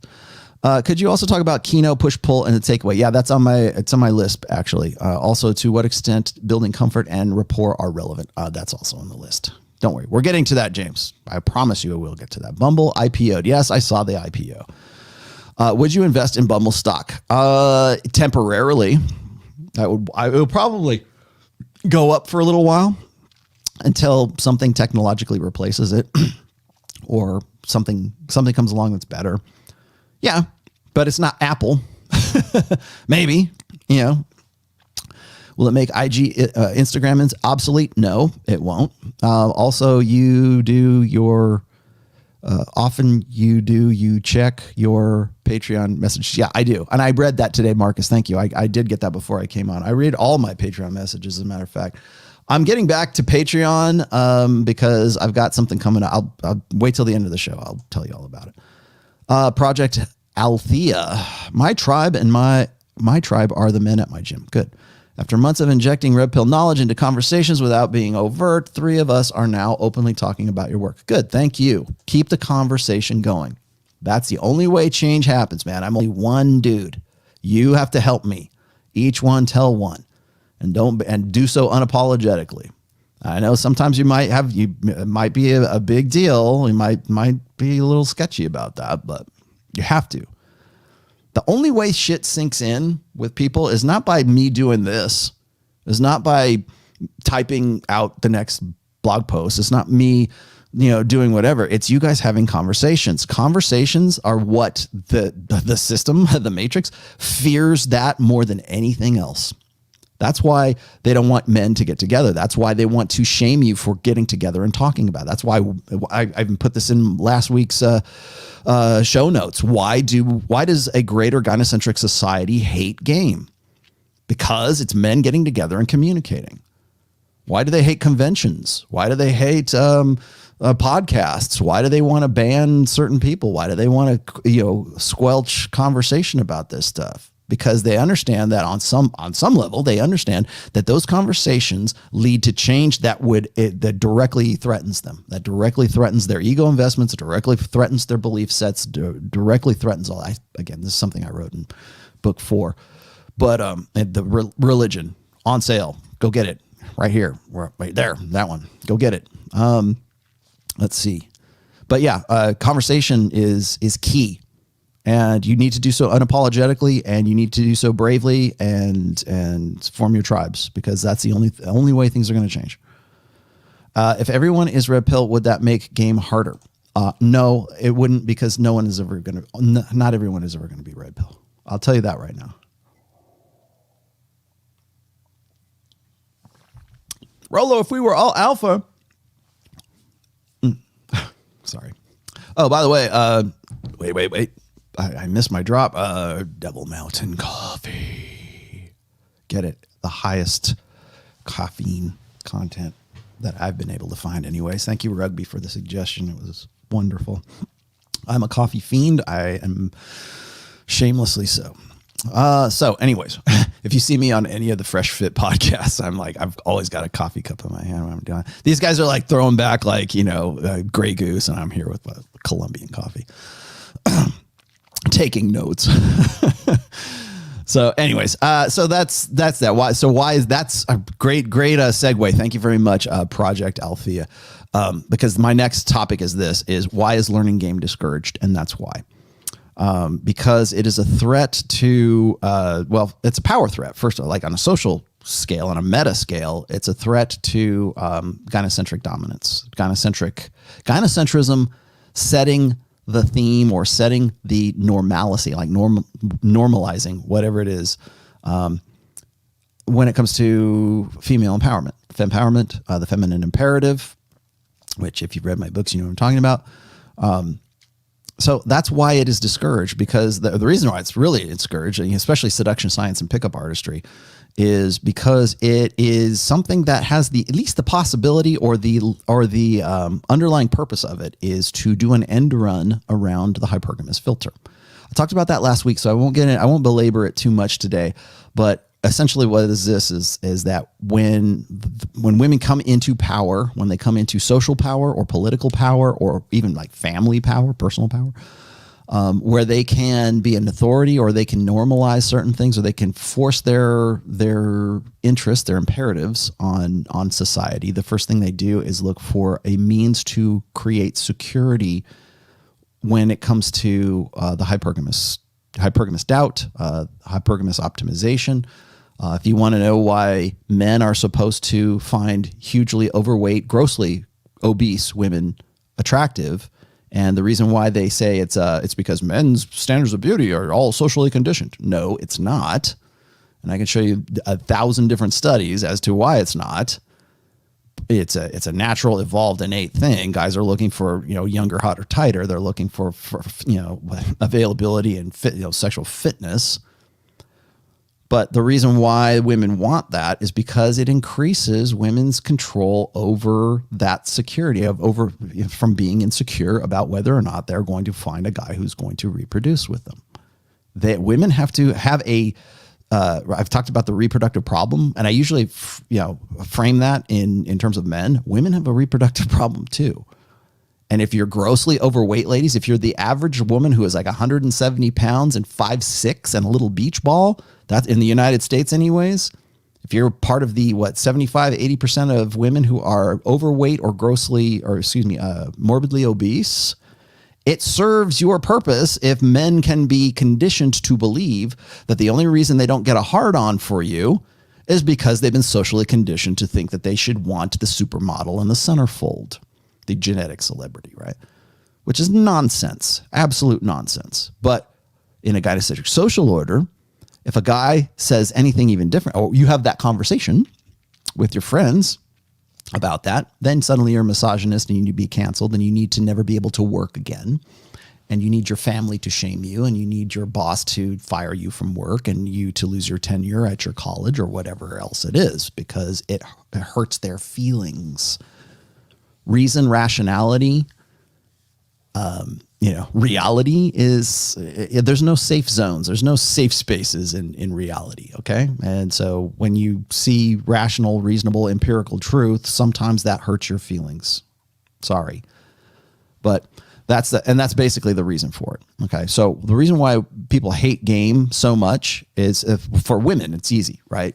Because it does an end run around the institutions and around the social narratives that are meant to give women security, personal security, social security, psychological security, emotional security, financial security, all of those things that make up the beta buck side of hypergamy that have to do with long-term security. If a guy says, hey guys, I figured out a predictive framework, a form of game that we don't have to worry about that. And we can appeal to them on an emotional level. We can appeal to them on a visceral level. We can essentially, pretend that we're something that we're not, and women will get laid with us and emotionally invest with us. That is very threatening to women because that, first of all, it goes against their imperatives and against their interests. But again, it's also their existential fear. I got with a guy who I thought was alpha, turned out to be beta, and oh my God, what am I going to do? I could die. So that's why that's tough. The other thing is one of the reasons why guys, actually say the main reason why blue pill men, as well as doomers, as well as tradcons, and everyone else wants you to be this authentic guy who has, we're all playing on by the same rule set. That's what they want. They want even you, doomer. They want everybody to play on the same rule set. They want everybody to be legit. All you're doing is really kind of locking in with feminine imperative. Man should be authentic and he should be the best version of himself ever, and he shouldn't need to rely on silly, childish games. Game. You're playing games. Stop playing games. Just be a man. Stop playing games. Don't manipulate girls. Well, everything's manipulation and everything is game. It's just what is your predictive framework and what is working for you and what is not working for you. If TradCon game was working so well with women and locking and getting to that purpose, right? Remember, practice versus purpose. If that was working so great, they would be the ones who would be wearing fuzzy boas, right? Or wearing top hats or wearing black nail polish. They would be the ones everybody would be talking about, but they're not. They're still talking about PUAs. If game didn't work, nobody would be talking about it right now. And I mean game in the formal sense. Who would care? No one would care. But it does, or it presents the possibility that it does. And that is disturbing in a feminine primary social order. So that's why they don't want you to have those conversations. That's why a game is discouraged, and on many different levels. So in a respect, guys in the MRA communities, guys in the MGTOW communities, guys in the doom pill communities, even some well-meaning red pill guys, or certainly in the purple pill communities, the niche market communities, you're basically using the same rationale and the same reasoning for the same purpose that the feminists that you hate so much, or that you think are ruining society or in the cause of degeneracy, whatever your, tradcon grift is, you're using the same rationale that they are. That's exactly what you're doing. But you don't realize that because you think that it serves your purpose, right? If everybody, it's remember that part in The Incredibles when Syndrome says, then everybody will be special, and when everyone's special, no one will, or everyone's super, no one will be super. That's this want for like a level playing field, and that's not reality. That's not planet Earth. We compete. We find ways to get a leg up on people. We find ways to push ourselves up in the hierarchy as best that we can. That's certainly a male form of, thinking, right? Honestly, I think that egalitarianism and equalism and this, communitarianism, whatever it is, that's very much a female way of thinking. For men, it's always about competition because we have to perform, because our performance is what pushes us up in the hierarchy, but it also pushes us up in desirability with women. That's how at least in the old days anyways, that's how we solve our reproductive problem. So that's why our mentality, the way our brains are wired is for competition. So when you say, no, you shouldn't compete, we should all be level, we shouldn't compete with each other, we shouldn't try to get a leg up on one another, just the fact that you're saying that means that you want a leg up on that guy. It's like there's no such thing as altruism, and certainly not between guys. We might be altruistic about our families, and we might be, we have the innate male protector dynamic. But when you're telling me, I would always ask this guy, and I don't think I've ever said this before to any MGTOW of any MGTOW, black pill, whatever, or even MRAs, or even tradcons of any significance. It's like, what would we should all be playing on the same level, right? Well, if that were the case, you wouldn't have a business. If that were the case, you wouldn't be even online telling me that right now. So, what'd you say? Humans are unpersonal. Female pursue hypergamic equal. Never care about me or beliefs. I'm very moral and feel right. How to overcome doesn't serve good. All right. Well, don't let. I hate to say this, but don't let at least in this stage, don't let your morality, your sense of ethics blind you from empirical truths. In fact, if anything, let those empirical truths direct you towards what should be right or wrong, honestly. because I think that a lot of people, when it comes to their sense of ethics or their sense of morality or whatever it is, that is rooted primarily in emotionalism. And it's certainly right now. I'm not saying ethics and morals aren't important. They are, but they have to be guided by something. You have to have a compass of some sorts. And I would say that the most reliable form is to understand women's nature, understand men's nature, understand the nature of your reality and the environment that you're in, and allow that to at least show you the map of what you think should be ethics and what isn't. Roland Gately says, I believe it or not, George isn't home, so leave a message at the beep. Out of game on these hoes, where could I be? I have no idea what that means. Let's see. What else? Okay, that's it. Anyways, so let's move on. That's why a game is discouraged. Seduction, science, and pickup art. Okay, I need to remind you one more time. I think I've already done this, that game is not a science. It is an art, at least in the sense of pickup artistry. It's an art. It's not, if there was a easy way to, if there were cheat codes, if I could give you the God mode, I probably wouldn't give them to you. I would keep them. The reason why people get into like marketing PUA or get into like these niches is because, you know, they have guys that are looking for some way to improve their skills, improve their predictive framework. Okay. That predictive framework is not 100%, and it will never be 100%. I think that's one of the biggest criticisms of game is that, like, oh, you have to go out and do 1,000 approaches and you only get one girl. That sucks, man. That's like less than a fraction of 1% of a return rate, ROI, right? I talked about that with Aaron Clary. You go out and you do 100 approaches and 3 girls are receptive to your 100 approaches. Well, that seems like a huge waste of time. Well, what if I had some magic pill or some magic formula that says, you know what? I can increase that from 3%, a good 3%. I can change that from 3% to 60%. You're still going to fail, but not as much. Like, you're only going to fail 40% of the time, but 60% of the time, you're going to get tons of numbers and women are going to love you and unconditionally just want you, right? I wish I could do that, but a lot of people try to sell you that.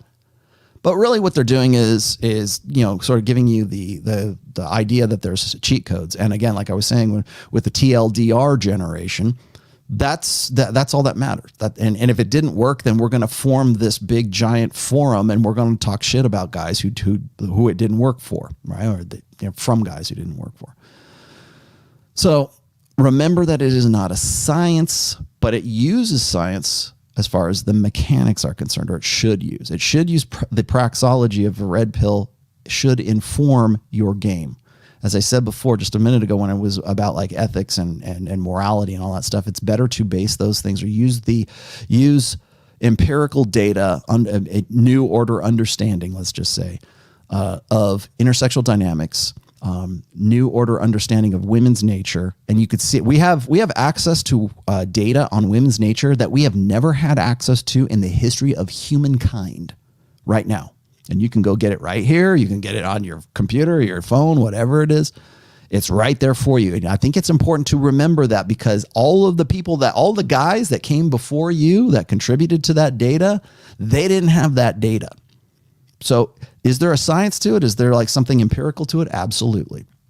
So keep that in mind, but remember that those are tools. Game is a tool set. It's not one size fits all. It's not, here, take the red pill and I'm red pilled. No, it doesn't work that way. You have to work with what works for you.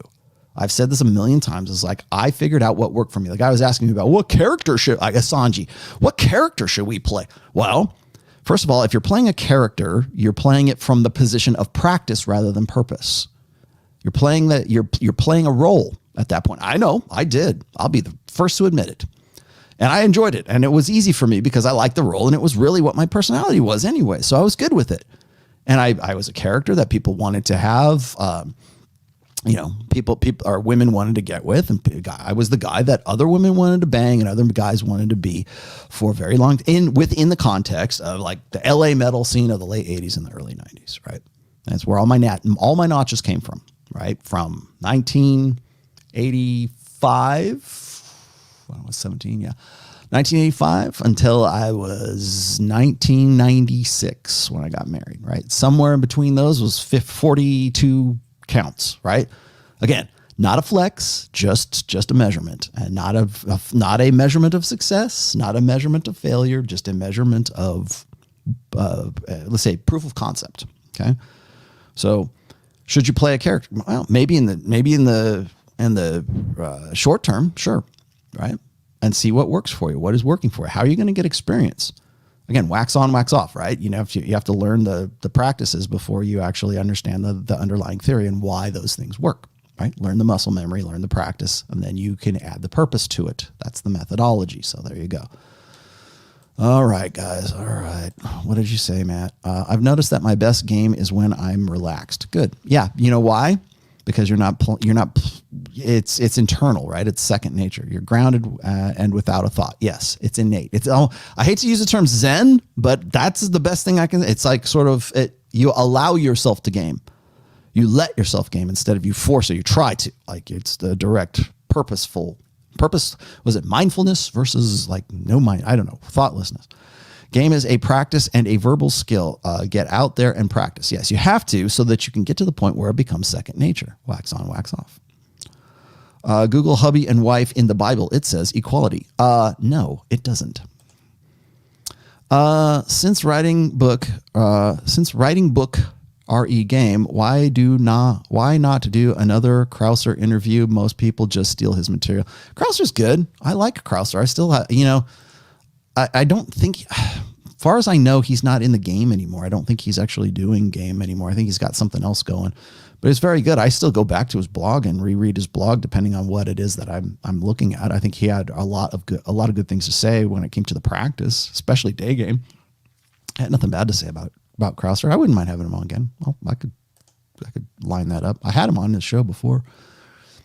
I told the girl she is prettier without her glasses, but her lazy shows.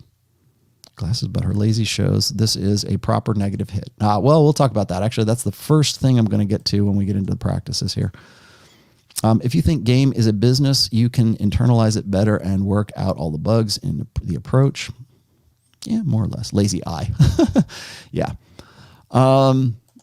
So anyways, yeah, let's get on. Let's move on to a few things here. So I talked about seduction being, it's an art, but it's also based on sort of empirical data. So that's sort of a science. There is underlying science to it. It's not chick crack. It's not, ooh, let's shove a Brazilian power crystal up our ass and we'll be good at game. No, it's not like sending positive juju into the universe. Okay. There is actually something beneath this. And it behooves you to understand it too. So you can have a better understanding of, like, when you make it second nature, at least you're doing so from an informed position. Right? Okay. So let's go on. First and foremost, so here we go. Practical game. First and foremost, frame, qualifying, and imagination are the three things that you need to remember when you are in a Sarge, when you are doing PUA, is whose frame are you in, who's qualifying to who, and who is using their imagination or who is prompting imagination at that point. Okay.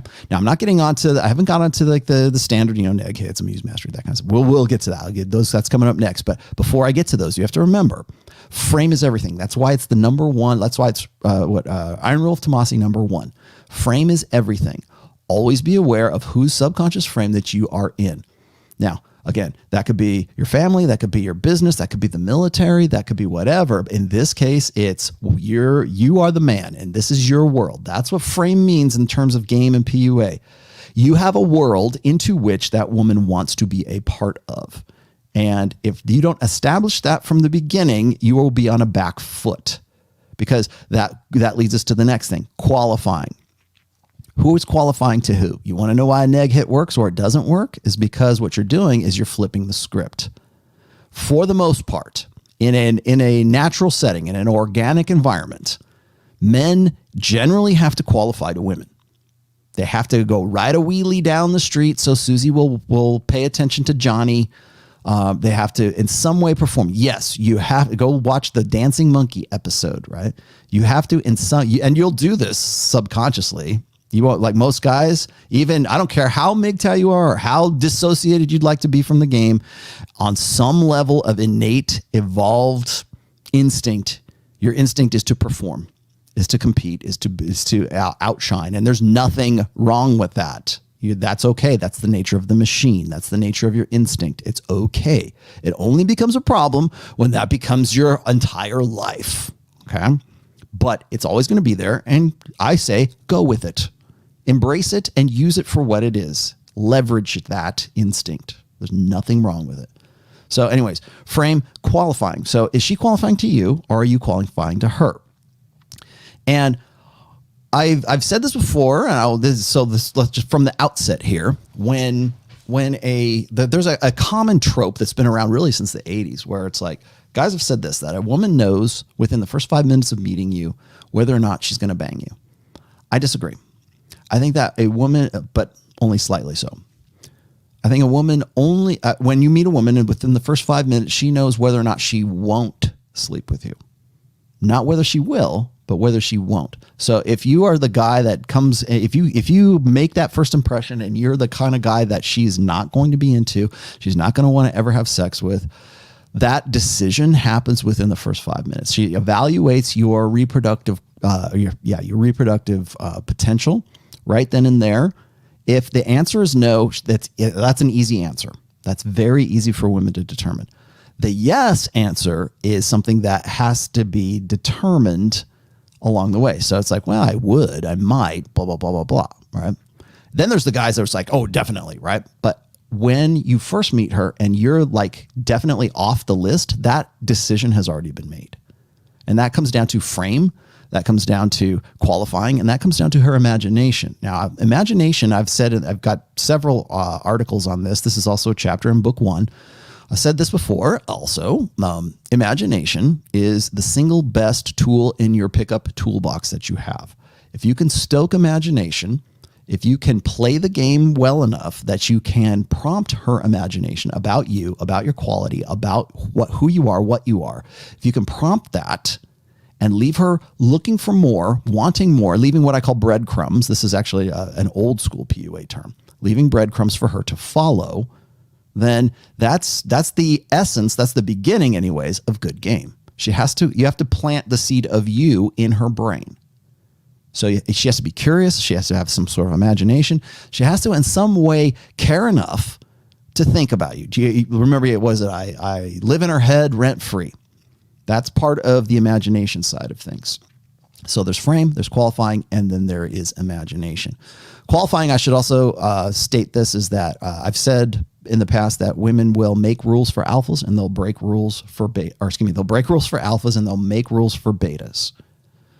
And if she's already from the outset making rules for you, or she's giving you compliance tests, which is go get me a drink, go grab that for me.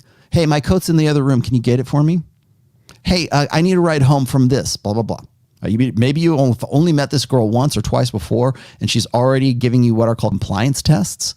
It's it's step and fetch it. Is she turning you into step and fetch it? You're beta. She's making rules for you, or seeing that if you will obey by those rules. Because if you do, then that confirms for her that you are not alpha, because alpha would not even consider that or wouldn't even have that conversation with her because he has other options. Scarcity mentality is the kiss of death for most guys. And the reason why it is, it's not so much that, like I know most guys are in a state of deficit when it comes to like their sexuality, when it comes to, women and their options. I get that. And most women understand that too.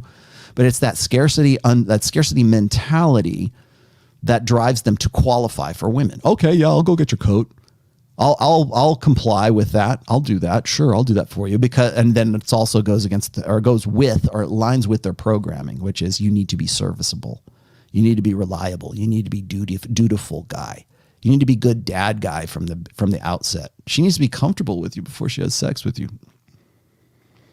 Alphas don't jump through hoops. She jumps through hoops for alphas. It doesn't work the other way around. So if she's already, and sometimes like we'll talk about shit tests here in a second, but sometimes the tests come right out the gate. And if that's the case, that's kind of like a bad sign, I think. And this is me talking here. This is me spitballing here. I think that if you're getting shit tests from like the word go, there's already doubt that you're not who you say you are. Right? It's another thing that if you play the game and she sees you as alpha and you're cocky and you're funny and you're playing the game correctly, you're going to get shit tests. But if you're getting shit tests from the very beginning, you might want to back up. You might want to like say, oh, okay, well, let's see where this is going to go. Or if she's giving me compliance tests, then that's a good sign that you're the guy that she makes rules for, not breaks rules for. So that's qualifying. The key, of course, is to flip the script and have her want to, have a desire to come into your world. Ride or die girls are made in your frame. Keep that in mind. Ride or die girls, the girls who have genuine desire for you, are either already there or they're made in your own frame, your world into which she comes into. And there's nothing better than, like, you want to know why guys with an accent, like Sterling Cooper, I hope you're watching, Sterling.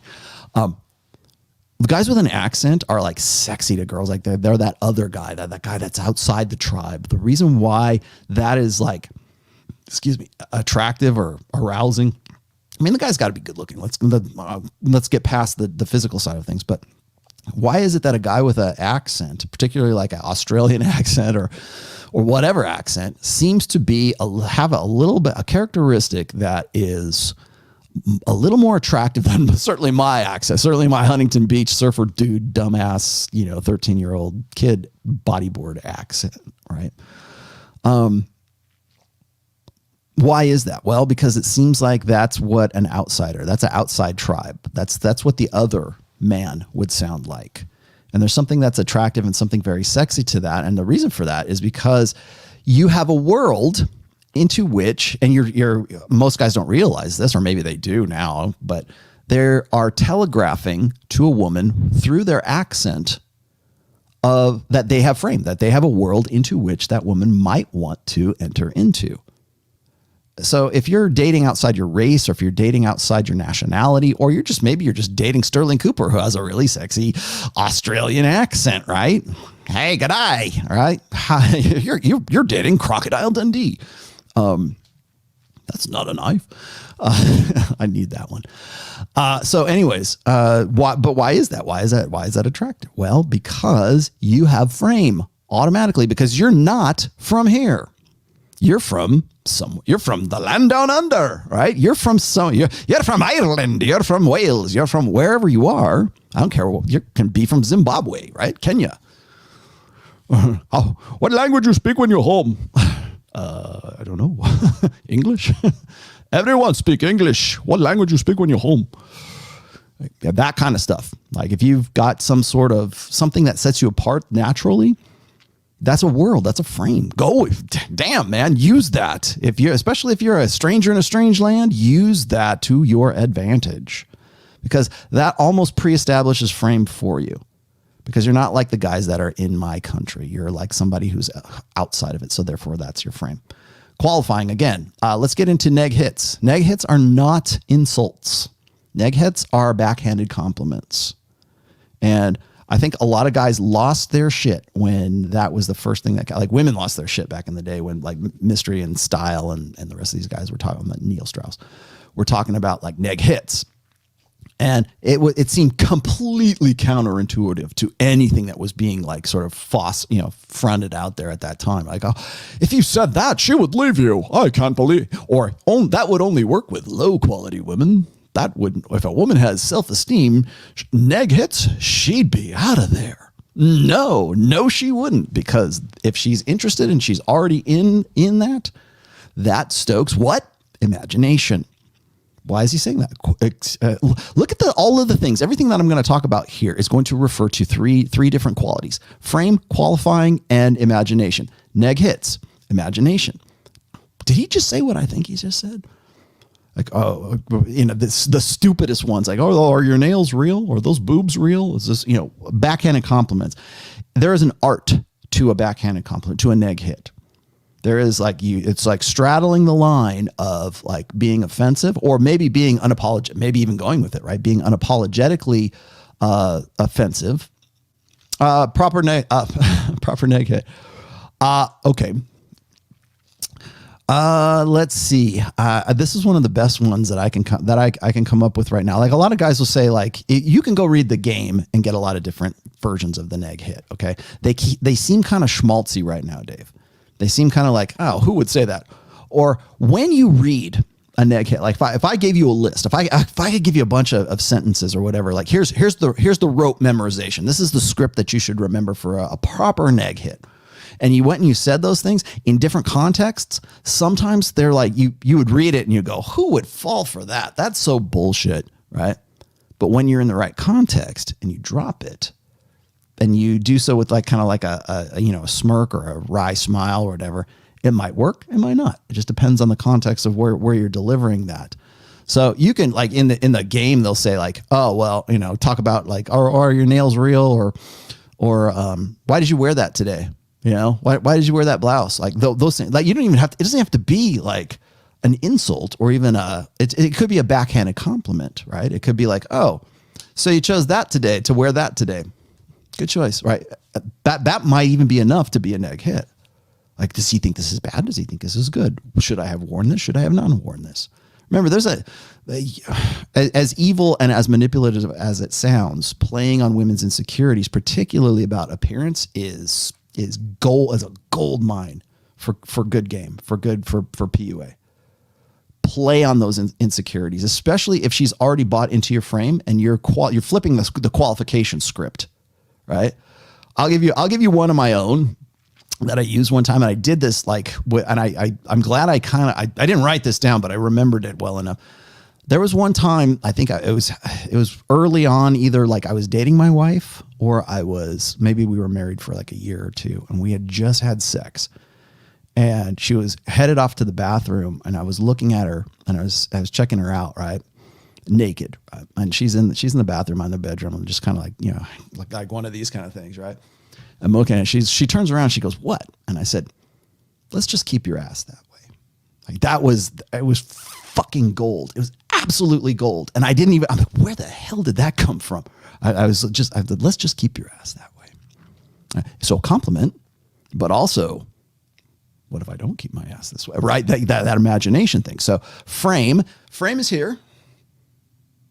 Qualification is, let's just keep your ass that way. And imagination is, what do you mean by that? Well, she takes it a compliment, right? But there's that little, because I don't think guys really get about when it comes to neg hits or any of these techniques, by the way, what they don't understand is that women read more into your language than you would even have any clue that you would. And the reason for that is because they have that facility with communication. When I remember when I was interacting with the guys from the Man in Demand conference, and Tanner Guzzi was there, and he was talking. He hadn't written the book, The Appearance of Power, which is a great book, by the way. Tanner and I have had our differences, but I will always promote his work because I think he's really great when it comes to appearances and how it works into a red pill context. But he brought up the point that like women will look at your shoes. Like they'll look at your shoes to say, oh, what's he wearing today? Or they'll look at your body language, or they'll look at things like your appearance. Most guys adopt this idea of like, it doesn't matter what a guy looks like. A real man doesn't care how he looks. No, you do. And you do so instinctually and subconsciously. It's just that you have this idea that, it doesn't matter how I look because it's all about my internal quality and, the art of manliness, right?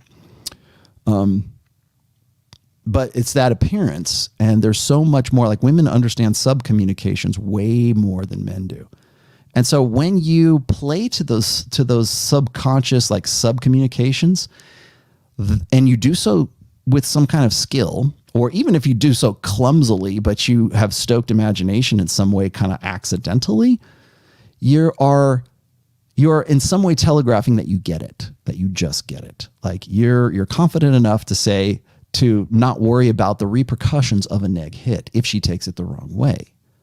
And that's what an alpha would do. And I mean that in the sense of like the Zen alpha, like he would just like the Corey Worthingtons of the world, right? The alpha Buddhas. The alpha Buddhas don't care whether they're taken the wrong way. It's just that the delivery of it is telegraphing their quality as an alpha. And again, alpha in the abstract. But that's, and it's kind of hard to say. It's like you, like a lot of guys will say, like the guy before you, David G, thank you for your $3. How did that turn into a red? The guy who was saying before, like talking about neg hits and insults and doing things in a proper way. The guy who does so naturally and just like instinctively, or at least maybe you learned it, but it comes off as second nature. It's just part of who you are. Like it's internalizing the game. Like I am the game. Like people will ask me all the time. They'll say, well, Rollo, how do you keep it up? How do you keep the game up and all the neg hits and the shit tests and everything with your wife? It seems like so much work. Why can't I just relax and let down my hair? I'm not stressed out. That's just who I am now because it's second nature. Let's just keep your ass that way. I'm like, where did that come from? But it was like, it's the perfect, well, in my case, it was contextually, it was a perfect neg hit. Frame, qualifying, and imagination. Bam. Beauty, man. It's like freaking golden mean, right? It's like when you see the beauty in nature, when you see symmetry, you know what the golden mean is, right? Like the little conch shell. Look for those moments. What did you say? Zalber says, if I can't take someone accountable, men or women, why should I invest in time at all? Not invested emotional equals unpersonal. You're doing a great job. Okay, well, stop thinking so much about emotional this, emotional that. You will never get to the point, by the way, of investing in anyone or understanding what they are accountable or not accountable if you don't put yourself out there to take the risk to even get to know that. And part of that is game, right? It's part of that, learning all of this, learning women's nature. If I can't keep them accountable, then why should I invest in them at all? How do you know that they're accountable? How do you know that they're respectable? How do you know that they have integrity? You have to interact with them. Wow. Practice and purpose. Imagine that. Thank you for the compliment, though. I agree. You guys have some good questions today. At least you guys are staying on topic. Thank you for staying on topic today. Thank you very much, Dave. Remember, the best PUA techniques follow 3 principles: frame, qualifying, and imagination. That is, especially, you want to learn. Again, I can teach you scripts. I can teach you how to do like, oh, hey, there was a fight outside. Did you see that, girls? All right. Or you can run the cube or whatever you read in the game as part of their like sort of pickup lines, right? Why do pickup lines not work? Because they don't in some way dovetail into frame, qualification, or imagination. They tend to stick with just one of those. Hey, you must be an angel because you got dropped from heaven or something like that. Whatever. Like stupid schmaltzy things from the 70s, right? That's the Leisure Suit Larry, right? Why don't they work? Because they're only one-sided. There's only one thing to them. That's why neg hits are a thing. And remember, neg hits aren't insults. Most guys overplay neg hits. Hey, man, you sure look stupid today. That's not a neg hit. That's just you being dumb. That's just you being like you, right? That's just you being socially unintelligent. A neg hit is not an insult. Okay. A neg hit is something that applies to frame, qualification, and imagination. Next thing, Amused Mastery. This is my very favorite one. So pay attention to this, children.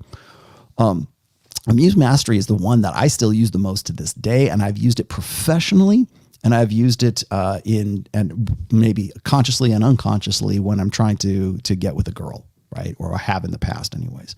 I use it with my wife. I've used it with my daughter, in fact. I've used it with women that I've worked with. I've used it with poor girls. I've used it with women on commercial sets. Amused Mastery, especially for a guy who's older, like gentlemen, if you are over the age of 40, 45 years old, Amused Mastery should be your number one go-to game concept, let's say. Because what Amused Mastery is like most guys will say this is, and this is the mistake. The mistake is this: you got to act aloof. You have to have zero investment in the girl. You just have to go stand over in the side of the club and wait for them to come to you and just be above the game. Like, act like you're too fucking cool to ever run game or talk to a girl. And then she'll come over to you and go, wow, you look really interesting. I want to get to know you. That's bullshit. Okay. Amused Mastery, however, is what you're aiming for. It's really what you want, not aloof, not like I'm too cool to talk to you. That's just that. First of all, it's fantasy and stupid. Okay. No guy does that. But second of all, you've got to play the game. You've got to put yourself out there in some way. I think that a lot of guys get to the point where it's like, and I've heard, and I'm not going to pick on black pill, but I will pick on MRAs about this because I've heard guys talk about this all the time. Like, it's really easy to go and get a girl. All you got to do is just go down to the club. There's plenty of them there. You'll figure it out. Oh, it's no problem. There's so many girls that'll spread their legs for you. Bullshit. For what? For you just like standing over by the side of the freaking bar or something until like Susie comes up to you and says, oh, please pay attention to me. Get the fuck out of here. Okay. The fact is this: if you have Amused Mastery is what you're aiming for. It's not being aloof. It's not being above the game. It's being the master of that game, and in your attitude and in the way you telegraph yourself and in your manifestations of your behavior, your voice, the way that you talk about things, the way that you are interrelating with that girl. You've heard this before, and Mystery's said this before. It's like you got to treat the girl like she's your bratty little sister. Okay, I see how that works, or like she's your daughter, or like she's like I did this. I did exactly the same. You want a good example of Amused Mastery?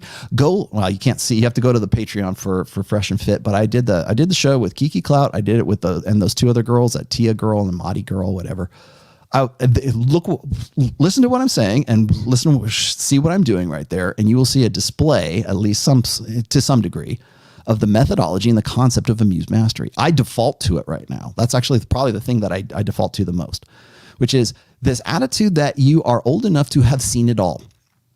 And so when a 19-year-old girl tries to tell you about how men are, what men's nature are, is you're just like, yeah. Well, and then you could throw out Neg Hits or whatever, but from within that concept of Amused Mastery, you can use other techniques. You can use other things. Even Cocky Funny will interweave, let's just say, with Amused Mastery. Neg Hits interweave with Amused Mastery.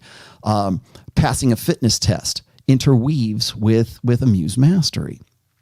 And what Amused Mastery is it's you've seen it all. You're mature enough to have seen all this stuff before. You understand what's coming next. You understand that the little girl is about to say this. And I've written I don't think I have it in any book, but I have an essay on, in fact, it's linked. I'm sorry. I linked it in the relevant links here. If you want to know what Amused Mastery is, and I'm only, like I said, I'm just sort of giving you the overview here. But if you want a more detailed understanding of Amused Mastery, just go read that link. It's called Amused Mastery. It's an essay that I wrote a while ago. But the concept is this, is that you know everything, you've seen everything, and you know what's coming next, and you're amused by it. Aren't you darling? You know, that kind of thing. Aren't you? Oh, look how fresh you are, you know, or, you know, and especially if you have an English accent, or if you have some kind of accent that you can deliver those lines with, and you have Amused Mastery, God damn it, man, that is gold, absolute gold. But it's not an aloofness. It's presenting and telegraphing and a congruency that, as an older guy, and usually this works for older guys. I'm not saying you couldn't do it if you were younger, but I tend to associate Amused Mastery with older guys because there's a sense. And why does it work? Okay, let's stop there. Why would it work? Why would Amused Mastery be something that would work or be more effective for an older guy, a mature man, than a younger man? Because to have that mastery, you have to at least be old enough to have gained and attained that mastery. I've quoted the statistics before, is that women tend to look for men who are anywhere between 3 and 7 years older than them, depending on what age the woman is at, of course, too. But they're always looking for a man who's older, because on some level of consciousness, they understand that the guy that they want to get with, at least in the long term, who is going to be more attractive and hopefully more aroused, hopefully, let's see, passively arousing, right? Physical and attractive, arousal and attraction, right? Alpha seed, beta need. The guy who is the best embodiment of that is probably going to be older, because they understand that men mature slower, and to attain things that they would need to maximize their potential, right? Their peak sexual market potential. But to get to that point, they have to be older. They have to have had more experience. And as a result of that, women expect men who are older than them to have Amused Mastery, to have frame, to have something that is beyond what other guys of their own peer groups have. So the guy who's more like, remember when Rich Cooper talks about, the guy, women want to bang the guy at the finish line, right?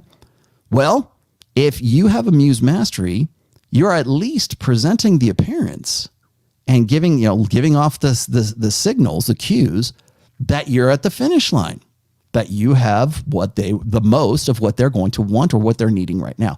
Amused Mastery, if you're getting with a girl who is, say, 28, 29, right, just entering the epiphany phase, and you're an older guy, maybe even you're 36 and you're looking for a woman who's like 28 or 29, right there, you're looking at the 5 to 7 year difference right there. If that's you, use Amused Mastery, or at least adopt the atmosphere, the idea, or the presence, let's just say, of being amused by what this girl is throwing at you. Neg hits shit tests are very easy to pass when you have adopted the idea of Amused Mastery. You've seen it before. Oh, is that what that is? Is that what we're talking about? And you don't have to be condescending. You just have to. It just has to seem amusing to you, because that's what she's expecting. The guy who is high quality, the guy who is the high SMV guy, and I mean that in terms of attraction and arousal, the guy that she wants to get with, who's the complete package, right? The guy who she wants to get with has already experienced all the stuff that she hasn't, because she's 28 and you're 34, 35, somewhere around there. Okay. Between those years, you've already gone through, you've already lived and experienced life. And you're like, I know. Like, for instance, like when I was dealing with Tia and these girls on the Fresh Fit podcast, it's like, I default to that. I default to that with my daughter, because it's not like it's not gaming my daughter. It's just that's just what I do.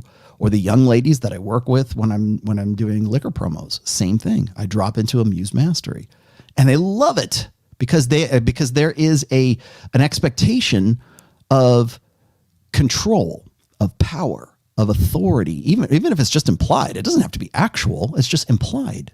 So when you're an older guy, there's this expectation on the part of women that you have matured to the point where you would be amused, because you're the master of your frame. You're the master of your world. Holy shit, I want to enter into his frame. Guess what? You're using Amused Mastery. There's frame, there's qualifying, and there's imagination. Is he really this guy? Does he really have this? I bet he does.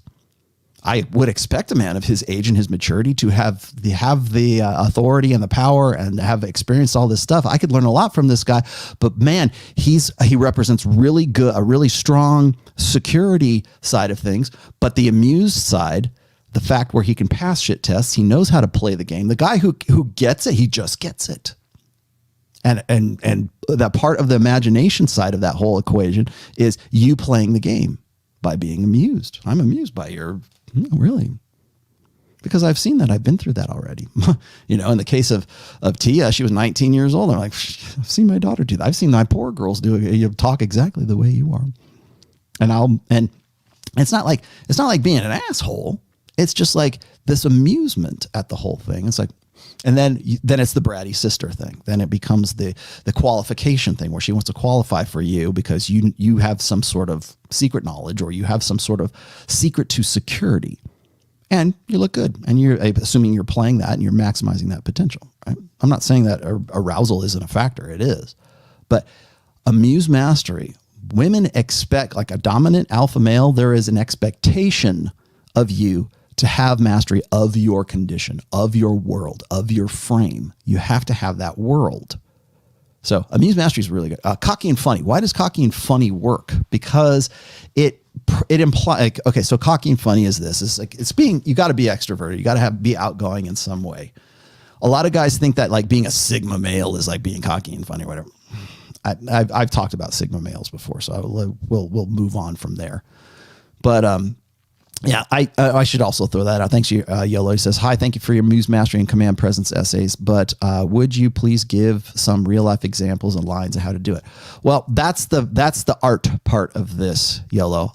I can tell you, like, again, it's like saying, well, what's the perfect neg hit? I don't know. Perfect neg hit for me might not be the same thing for you. What's command presence, by the way? I should probably have thrown that in there. I don't really see command presence as a game sort of technique so much as that it's an attitude. It's an attitude of authority When a cop comes to you, you got pulled over by the police officer and he comes up to you and he saddles up to the side of the car, that's command presence right there. When police are on, that's the best way I can put it. When police are on the scene, they're just because they're wearing the uniform, that's command presence, because there's an expectation that guy is the authority in that particular position.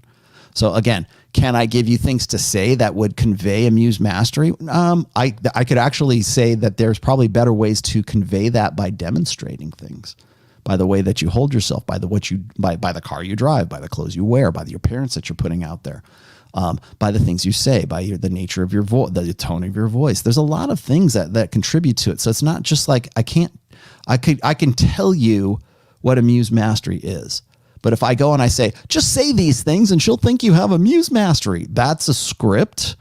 And maybe it works for you in your context, but most likely it's not, because you won't be able to live it out. You won't be able to, because it's something you have to internalize that kind of comes out in you. And I know that sounds like a cop out, but there's no real script for amused mastery. I could say, like, for instance, here's a script. It won't work for you. It worked for me great, but it won't work for you. Again, I was on the Fresh Fit podcast. I'm there with Kiki Clout. I'm there with these two girls, and we're going around the room. And for whatever reason, Fresh says, "Hey, okay, let's do the game. What is it? Marry, fuck, kill. Right? That's the game, right?" So we're going around there. Fortunately, I'm the last one at the end of the table, right? And so they're going around, and Kiki wants to fuck me, great. But so they're going around the table and all this, and they're going, marry, fuck, kill, marry, right? And so like I'm looking at this and so then they finally get back and they make this big production out of the whole thing. I go, "Rollo, okay, your turn. Marry, fuck, kill." And I go, "There's only really one answer." And they're like, "What's that?" And I go, "Fuck, fuck, and fuck." Right? Like that, right? So if I say that, there's like, you just say fuck 3 times, right? And that's amused mastery. No.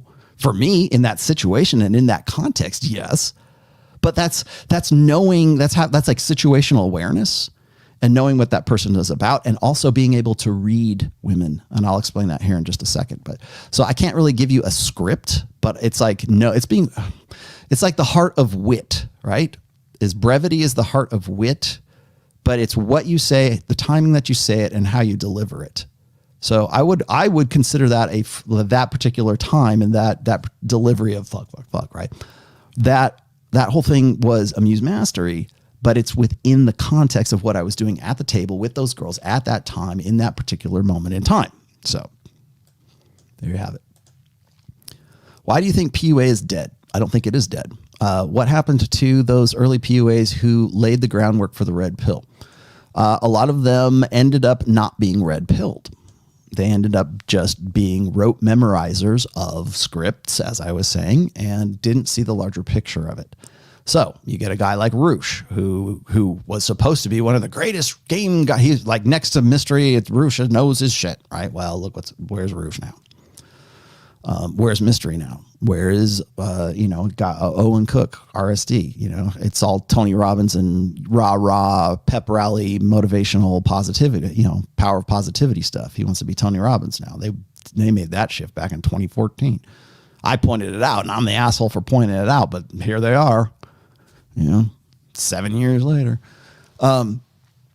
So yeah, what happened to those guys? Yeah. But is that so a lot of guys will throw that at me, and I know where you're going with that. A lot of guys will go, where's it? Donald was saying, there you are.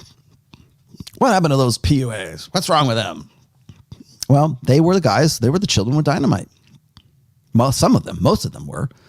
And the fallout is their life. They never understood the red pill. They understood the game. They understood the practice. They figured out what worked for them, but they never went any further than that. They never really understood like why was Mystery suicidal? Because he couldn't make the game deliver on his blue pill ideals. He could never get the perfect girl. It was always some girl who was like a borderline personality disorder whack job.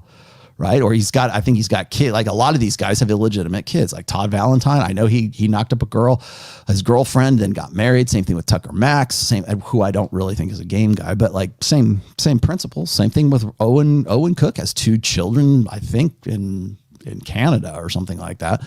these guys are single fathers and everything. And why? You would think that they would like, here's Rollo Tomassi. I'm not a PUA. I've never been a dating coach. I was never in Project Hollywood or any of that kind of stuff. But here I have a great wife, a great daughter, a good life. I'm red pill aware, understand things, right? I can tell you about game. I can tell you why game works. I'm not going to go out there and be your wingman, but I can tell you why what is principally should work and why it would work according to human nature and women's nature. So, how is child development impacted by the modern intersexual dynamic, and what's the strategy men and fathers use to healthy socialize their kids? Guess what, Corey? There's a whole book written about that, and it's called Positive Masculinity, The Rational Male, Positive Masculinity. You can go find it on Amazon. That is my third book. I talk about all of that in the third book. Dome and Low. By the way, I know, Doman, I still have it. It's funny, as I was just signing some books and I go, man, I got to get that guy. I'll get you all 4. I promise I will get you all 4. I got to kick them out for a lot of different people. I've been signing books. So I promised I would, I've signed it. I just got to put it in the mail. I've got one for Pat Campbell too, but I will get to you. I promise.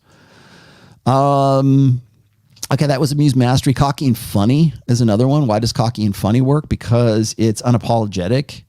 When a guy it flips the script is what it does. Cocky and funny implies that you have a frame that you don't care. Like you're there just to have a good time. You're happy-go-lucky, right? And if you offend somebody, oh well. If you're full of yourself, you are outshining other people. That's why most guys hate cocky and funny.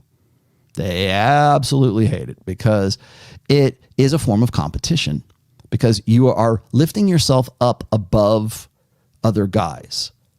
I'll do a full, I promise you, I'll do a full episode on the art of amogging, which is alpha male other guy. That's also a PUA thing. I was going to save that for a full show because a lot of guys hate amogs, or that everything is a mog this, a mog that, right? No, he's height mogging you. He's this mog. He's looks mogging you. He's dick mogging you. He's like guys. Most of the guys who are like using like height mog or whatever, they don't even know what mog is. It's just, that sounds good. They don't know. They don't know where amog. Amog is alpha male other guy. And it's only specific to one particular thing that was an old school PUA. This is an eventuality, and this is something you need to be aware of. I'm going to do a full show on the art of the AMOG and the boyfriend destroyer. So I will talk about that later on as part of this series. I left it out of this one because it really requires a lot more time than I have to devote to one thing. So cocky and funny is, being funny, being witty. It helps, again, if you are, you're the other guy. You're the guy who's never, you're the new guy. You're the guy who's never been there. You're the guy who sort of like is the charmer. But the charmer is like when a guy is cocky and a guy is funny, it's usually it's a cue that the guy is less concerned about social repercussions and is more interested in making people laugh, or more interested in just sort of getting this kind of stuff out there. Like a guy being cocky, when a guy's cocky, it usually means that he's got something else going on behind the scenes. That's imagination. So cocky and being unapologetic, also neg hits, means that you're confident enough in your own options that you have alpha male of group, or it's also alpha male other guy. Sometimes it's used sort of interchangeably. So there you go. I'll talk about AMOG and boyfriend destroyers in the next probably Wednesday. So there's something to look forward to. Cocky and funny is this is almost basic technique, right? But again, I chose these ones. The ones that I'm covering today are. I'm using them because they're more conceptual rather than, oh, here's what you say, right? I can teach you to memorize routines, but if you don't know the concepts behind those routines, you'll lose calibration, you'll lose congruency, and which I'm going to get to here in a second. So it's not just about memorizing. You're not reading lines. You're not an actor. You're a pickup artist. You're a game guy. Maybe you're not even any of that. You're just trying to relearn game. You're just trying to find something that works for you. I'm not saying you should go out there and be a PUA. Don't think that, by the way, don't think that anything I say today is an endorsement of you guys. Everybody needs to go out and learn game and be it's not an endorsement. Use this information within your own content. These are building blocks. These are tools. Again, I don't give prescriptions. If I was giving you prescriptions, I'd say, you need to learn game. And here's 10 infield videos. And here's the girls that I paid to, be fondling my balls, right? Here's the hot girl. Here's the girl I found on Fiverr.com.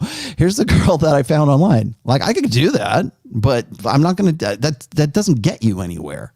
You need to be able to apply this stuff to your own lives, to who you are in your conditions. Like, if I say, if anyone is telling you, I don't care who they are, if anyone is telling you, I've got the secrets, I've got the prescription for you, one size fits all, just do these things, say these words, and say these magic words, and life will give you chocolate cake, right? Anybody doing that is selling you something. The guys who the guys who really give a shit about you, the guys who are like actually trying to improve your life, or the guys who are actually, trying to give you something that's more substantial, the steak instead of the sizzle, those guys are going to give you tools. Those are guys going to give you the function behind the routine. Like I said before, practice versus purpose, right? What's the purpose of it? So cocky and funny has a purpose, and it applies to frame, qualifying, and imagination. Those three principles, once again. Agree and amplify is another great one. Agree and amplify is almost it can be overused, but agree and amplify is usually what I would use, or what I would suggest guys use or adopt anyways as part of their personality when it comes to passing a shit test. So when a girl says, "Oh, I bet you have lots of girlfriends," let me look in your phone, and that's like a shit test or something. I'm just throwing out examples here. And you're like, I'm let you my phone. Or you can, most guys fail shit tests because they're too apologetic, or they think that if they don't say the right thing, that the girl's going to lose interest and she's going to move on, or she would break up with me if I ever tried to experiment, Rollo. Why would I ever do something like that? Well, because if you don't, you will be seen, her perception of you will be the guy that she makes rules for, and not the guy that she breaks rules for. So what is agree and amplify? Agree and amplify is when a woman says something, usually something ridiculous, but she says something like, "Oh, I bet you have a lot of girlfriends," right? Like trying to suss you out. That's a shit test, by the way. And so your natural response is, "Oh yeah, how many do you want me to refer you to?" Right? "Oh yeah, I have thousands." Agree and amplify. "Yes, I do have girlfriends. I have thousands of them." It's sarcasm, yes, and that's what gets overplayed, because most guys lean into the sarcasm rather than the utility of what agree and amplify really represents to them. So when the most perfect example of this is when a woman says, "How many girlfriends do you have? You have that many girlfriends?" Or she tries to, like, if you've ever had a girl ask you, like, "What's your notch count? What's your lay count?" or whatever. I've always told guys, and this is an iron rule of TOMASSI. It's iron rule number 4, which is never reveal your actual number of lays to a woman. Never. First of all, there's 2 reasons for that. The easiest one to remember is that it will be used against you. Later on, it'll be used against you. Especially if you acquiesce to it and you give a real answer. You say, "Well, because a lot of guys will do this. They think that's going to make them think that they'd be a better lover for that girl. Like if a girl you've never had sex with, or maybe you've only had sex with once or twice, and she says, "I bet you have a lot of girlfriends. How many girls have you fucked?" Right? So I ask you that. Never give an honest answer. Always exaggerate it in some way. And if people say, "Well, that's manipulation. You should be open communication." No, not in this case. Never. Because why? Because withholding that inspires imagination.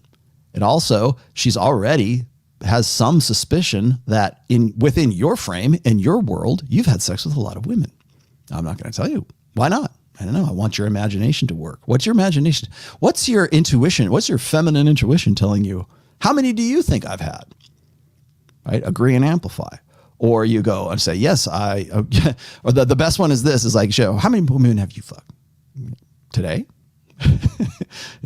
I don't know. I got another one coming in about 15 minutes. So you need to get out of here, right? Agree and amplify.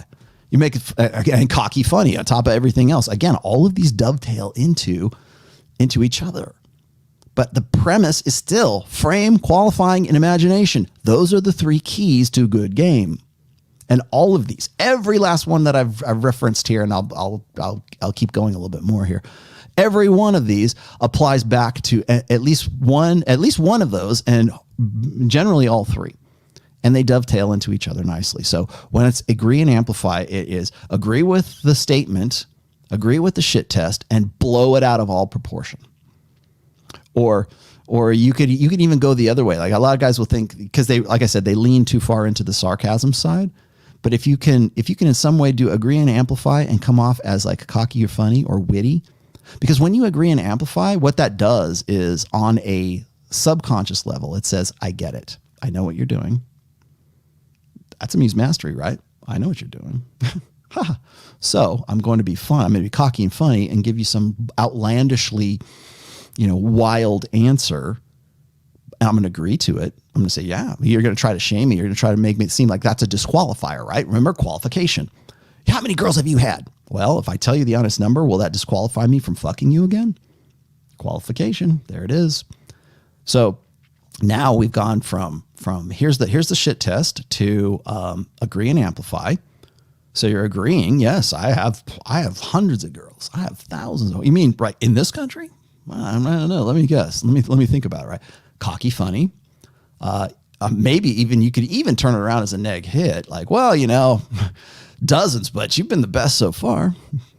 Just keep it that way, right? Like that you could. There's so much room. And I got at the end of this. I probably should have put this in the beginning. Shit tests are a gift. Stop seeing them as like a disqualifier. If you can learn to identify shit tests, and you don't turn into like Gamma Spurg and go, I know what that is. That's a shit test. Rollo said I should do this. Here it is in my book. If you can get your head out of the Excel spreadsheet mentality, and it becomes second nature for you to use Amused Mastery, to use cocky and funny, to use agree and amplify. If that becomes like who you are, you're well on your way to being the game, my friend. And so when that's your second nature and you didn't have to think about it and you have to, what do I have to say? Rollo, give me a script, give me a routine, tell me what I should say. If you don't have to do that and it just comes out now, like I said, where did that come from? If it comes out naturally, you're there, or you're almost there anyways.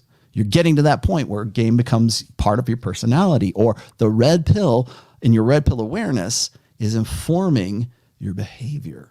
It's informing your responses. It's informing your manifestation of who you are and the things that you do. Like, remember when I just told you, like when I said that to my wife, I'm like, where did that come from? Right? That was fucking brilliant. And I'm like, why did that? It was a reflex. It was like unconscious, it was like Zen, right? It was just, there it is. And playing the game, good game, whatever. And it just was natural. That was the default, right? I didn't think about it.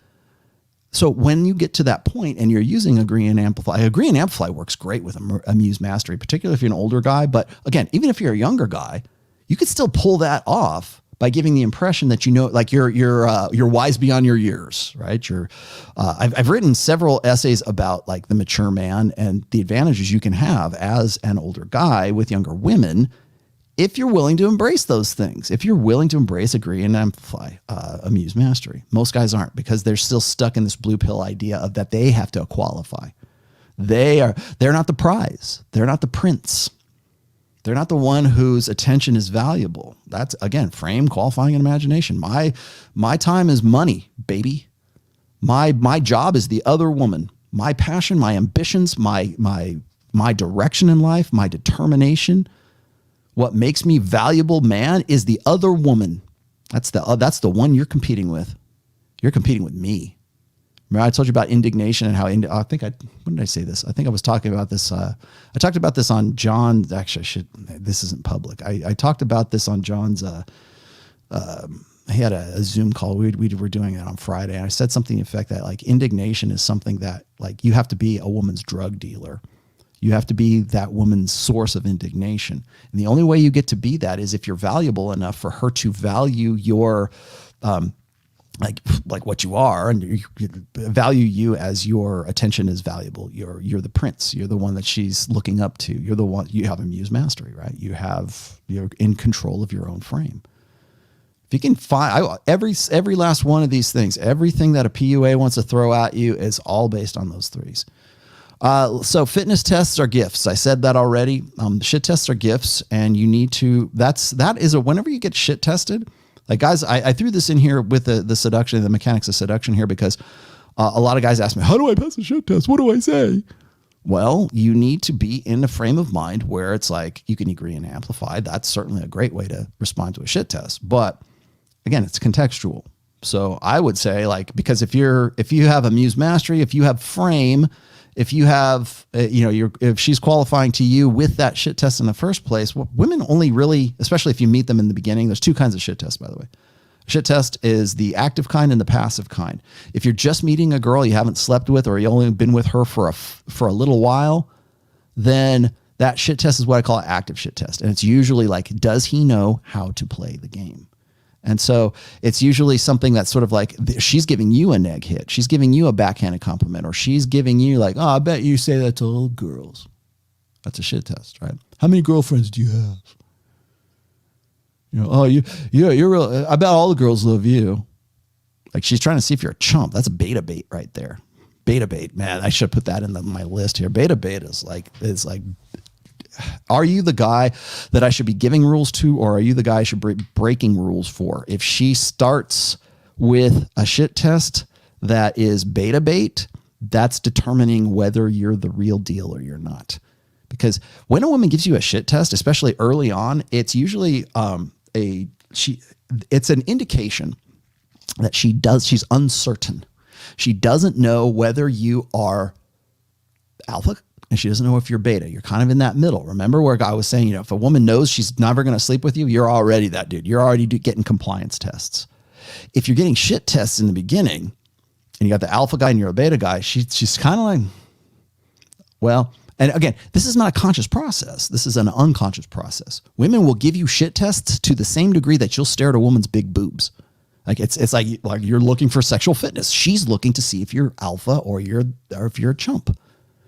And she does, like, women will give you shit tests and they don't even know they're giving you shit tests. They just do it because it just, remember I said, it just comes out, right? That's part of their nature. That's part of the innate mental firmware for women, is to shit test you. And even when you point it out and you go, you're shit testing, you go all gamma and Excel spreadsheet guy. You go, you're shit testing me right now. And she'll go, I guess I am. And then 5 minutes later, she'll shit test you again and not even know that she's doing it. It's like this complete, like, non-self, like, mindlessness, right? This complete unaware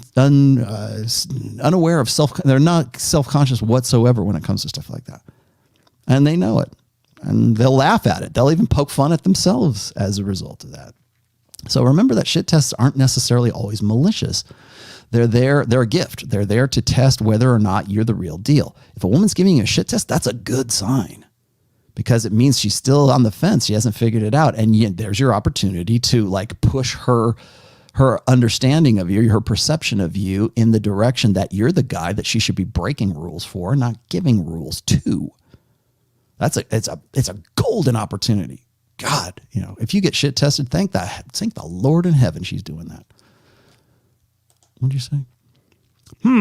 Girls, did you have somewhere between 1 and 500? I have no clue what you're talking about there, RB. Okay, so that's that.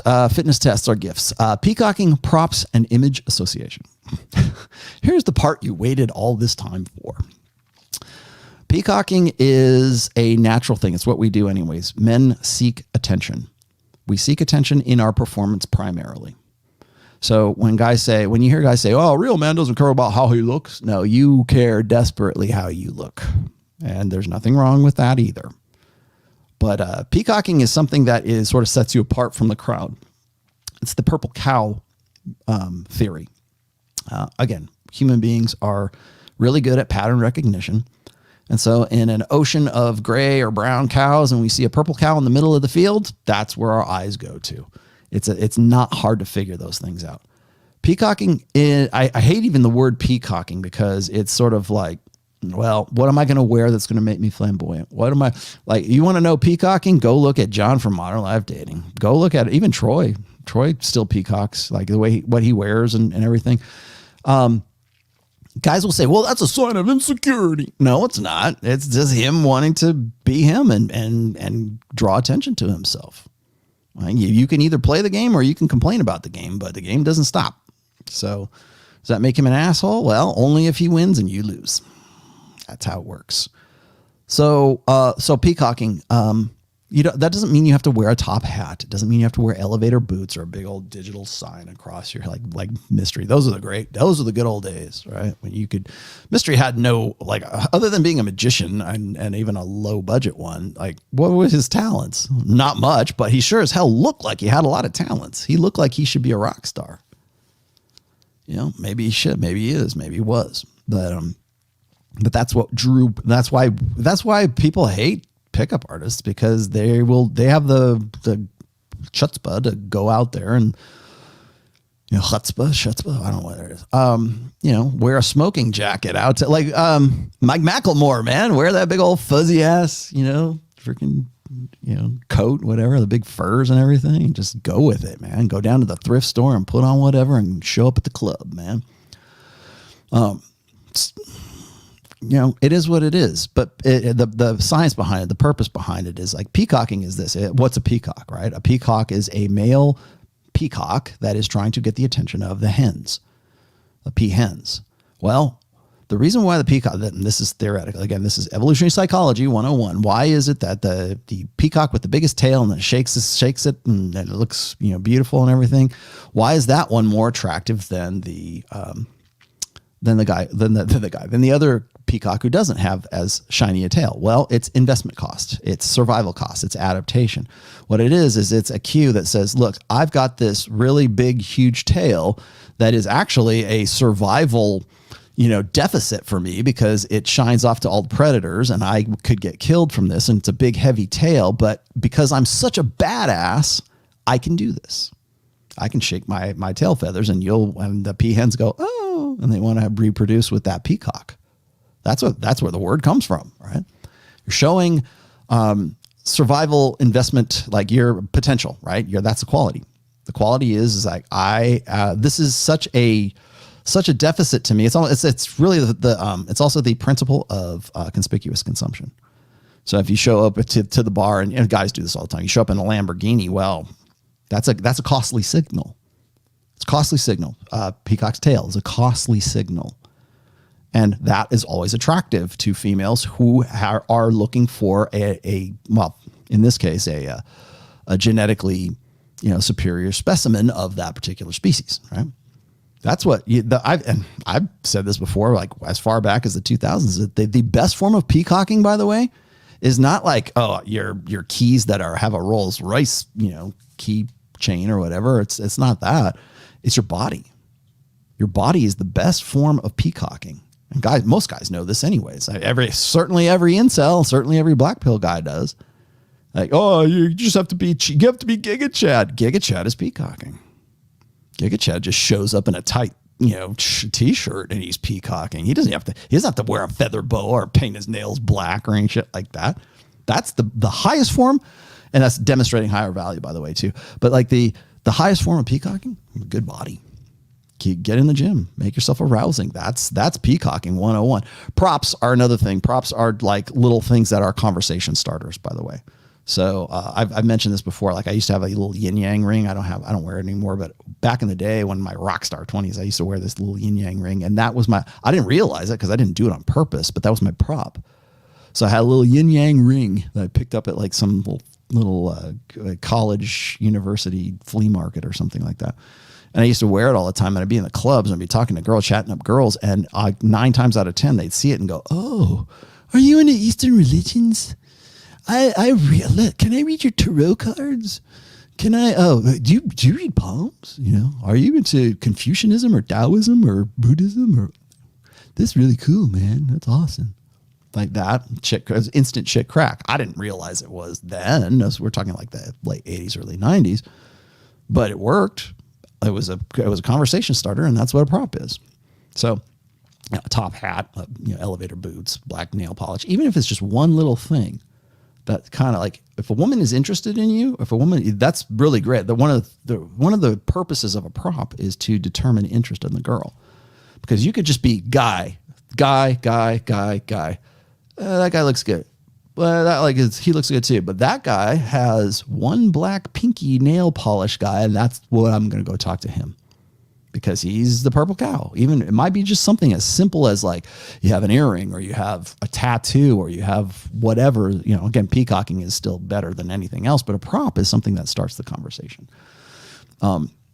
Image association, once again, is congruency, and that's where I'm going to end this whole thing. Calibration is not congruency. And I need to explain the difference between congruency versus calibration. Calibration is something that PUAs picked up a long time ago, which is if you are in the middle of a Sarge or whatever, if you are talking to a girl and you've got past the shit test and you got past, she's interested, right? She's got some sort of like what they used to call buying temperature. She's interested in you. The best thing you can do is not fuck it up, not screw things up. And so a lot of guys who don't have the social gravitas, who don't have social skills, will end up screwing things up for themselves because they don't know how to calibrate. They'll go too far one way. Like I said, like guys, when it comes to like neg hits, it becomes an insult instead of a backhanded compliment. Or agree and amplify. Guys lean too far into sarcasm, right? And then that's calibration, knowing like that, being able to read that girl. The best PUAs of the past have been guys who had really good skills at what's called cold reading, and to get an idea and get a feel of that girl. Another thing that also integrates very well with Amused Mastery and Agreeing and Amplify and a lot of other concepts is being able to read what that girl is about. Okay, getting an image, getting an idea of what she is, talking to her, of course, but like primarily understanding who you're dealing with. So when I do the joke, which is now it's a joke, but on Twitter, when I go and I put out like, how would you open? That's an old practice that PUAs used to use. They show you an image of a girl who in no world would you want to get with, right? And that's what most guys do. It's like, oh, I would never get with her. I'm too cool to open a girl like her. I would open her with a can opener. That, you want to talk about calibration? There you go. That's stupid calibration. But the thing is that isn't meant to be like a joke. It's meant to sort of for you to plumb the depths of your brain to figure out, okay, what am I reading? Well, she looks like a goth. She's got a nose ring.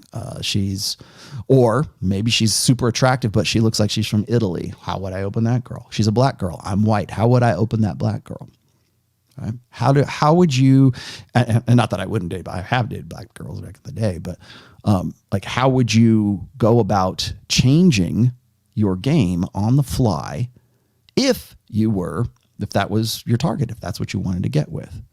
And again, that is a practice. It serves two purposes. The first one is to to do a cold read, and then to figure out what you think would probably work, or what would be the best response, or the best opener, or the best approach for that situation. Guys on Twitter go, I wouldn't even do it, right? Like you turn into Ricky Berwick, okay? Okay, this operation, this practice, the whole thing is not for you if that's where you're going to go with this. But the idea is to plumb the depths of your brain to figure out what will be the best practice, what will be the best opener, what will be the best approach by reading just what she looks like in this, because you only have a picture to go on. And it doesn't have to be some overweight. It doesn't have to be Tess Holiday. I mean, it could be like a really good looking girl. What would you do? And so it's an exercise. And I think what most guys do is when they're presented with like, how would you open this beautiful, beautiful woman? They'll come up with, oh, I would never do that anyway. She looks like a slut. I wouldn't do it. You're leaning into incongruency. You're leaning into calibrating in a different way, because even the prospect, even if I just like put this image in your head to question, like, what would you do if you wanted to get with this girl? That's too much for most guys.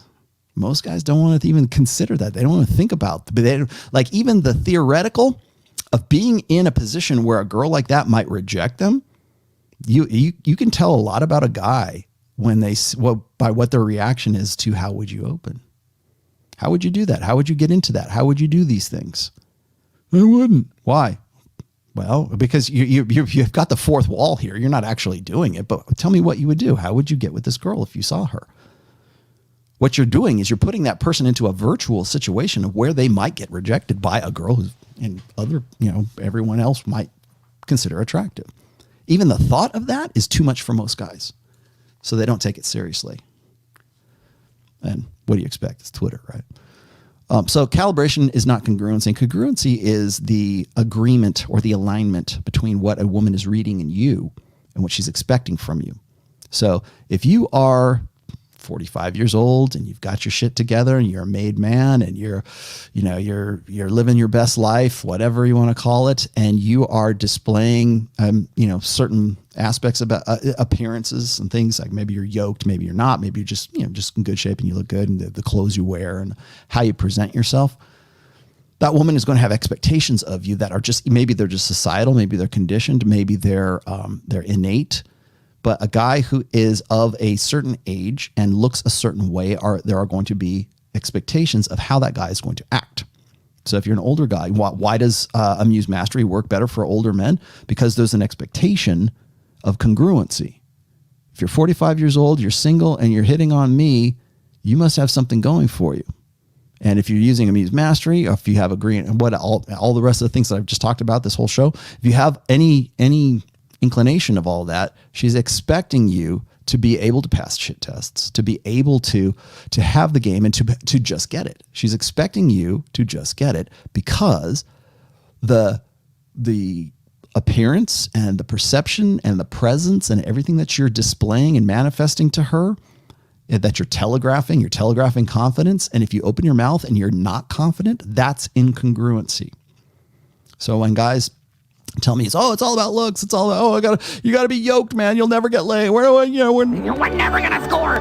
We're never gonna score. Yeah, when that's you and you're incongruent, you're never going to score.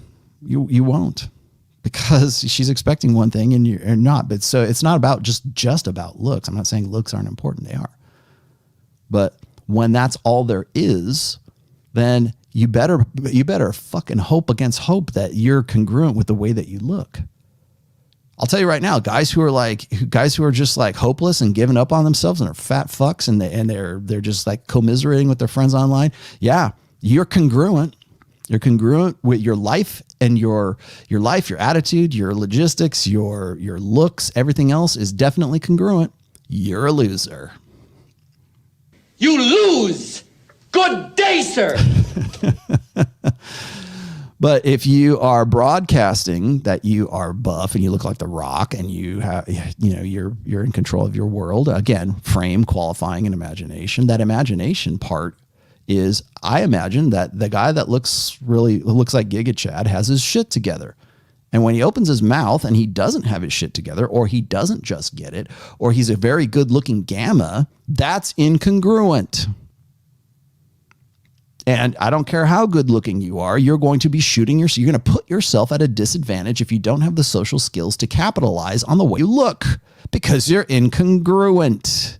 That is very, I can't state that enough. It's like, you have to understand that. You have to wrap your head around that. So, last but not least, calibration is not congruency. So a lot of guys will mistake those two things. Calibration is calibrating for the situation that you're in. That's the how would you open situation. How would you calibrate? How do you read, and how would you calibrate for this? So there you go. And then the last but not least is on my list is telegraphing confidence, and that comes from congruency. All of those things sort of dovetail together. So how do you telegraph that? What are the cues that you're giving off? And I think that a lot of guys don't understand just how sensitive women are to subcommunications, to your tone of voice, sure. How you react to certain situations. Do you react like a nervous bird? Like, are you a nervous beta kind of thing? That's a beta. To react is to reflexively is a beta trait. Like, guys have brought this up a million times, and I hate to make like animal references here, but like the lion or the big silverback gorilla, when something happens, he's just like, right. That's the thing. The beta is like, the fear grimace, right? That's the guys who are always like this when they get a new Xbox or whatever else. Like, for a while there, back in I think it was 2014, 2015, there was all these pictures going around. You'll still see them today where like, I was like, Like that. There's your I hate Rollo thumbnail for you right there. But that's the whole thing is like when guys are doing that, there's a comparison that's the chimpanzee fear grimace. When chimpanzees are smiling like really big like this, that means don't kill me. Alpha male, don't kill me. That's the idea behind that. But again, what's that telegraphing? To chimpanzees, it's one thing. To us, oh, looks cute. He's happy. No, he's not. He's scared shitless because it's congruent for them and incongruent for us. All right, let me see what you got here. Rollo, I don't think you realize how many dots you're connecting for us by explaining the mechanics behind game. I'm glad to be of service to you. Once again, here we are at the end. I'm going to end things out right now. At the very end here, I'm glad that you guys can see this. I will go into AMOGing and boyfriend destroyers on Wednesday. I think that's probably pretty good red meat for you guys. There's more to this. I will continue on. I'm going to bug out a little bit early today. It's 3 hours, such as it is. But I wanted to throw these things out there because I don't think a lot of people really give PUA or game like a real listening to. Who does? And again, this is not something I can do in a 1 minute short. It's not something I can do in a 3 minute short. I have to explain the underlying principles underneath all. And there's more to game than just what I'm just covering, like the things that people know the most, right? Like Cocky Funny and Amused Mastery and Neg Hits and all that. I remember when Neg Hits came out and everybody, oh, no girl would ever go for that. But there they are. How it's delivered and who it's getting delivered by. And the attitude and the congruency and the subcommunications and all that other good stuff that goes along with that. It's not just show up and girls want to suck your dick. It's not just about that. You still have to have, again, make money, build muscles, learn game. You want those three things in your life. Well, how do I learn game? If I'm going to write a book about it, at least I got to this helps me to, by the way, thank you all for listening, because this helps me kind of like sort my thoughts about what it is that I think is imperative, the most important salient points that guys need to learn and why these things are accurate. Guys aren't just pulling this out of their ass. These techniques or these concepts or whatever you want to call them are not just like, we just thought of this, let's try a neg hit. Let's try and the reason why I did this, remember in the Seinfeld episode where where George Costanza's like, I got hand. I'm going to do everything that I wouldn't do. And girls were piling on, they all wanted to bang George Costanza, which is kind of funny, but he had hand. I finally got hand. Why did he have hand in that? And it's funny because it was a great episode, by the way. If you haven't watched that episode of Seinfeld, go look up the hand episode. And it was basically George Costanza, who's this beta loser his entire life, and decides I'm going to do everything the opposite. If my instinct is to do one thing, I'm going to do the exact opposite. And his life fundamentally changes for him because he gets hand with women. Women had respect for him. Now at the end of the whole, the sitcom, he goes back to being his regular schmucky self. But that's the thing. Most people think that's all it is just I'm just going to, try something new. These have their principles. There's psychological principles. There's sociological principles, anthropological, evo-psych, evo-bio. There's so much that goes in behind all of this. And it's not something you just get in an elevator pitch. Dumb and low. What did you want? You really should include Krauser in an interview. I have, man. Go look at my history. Go look in the episodes. You mean as far as the game, the book is concerned?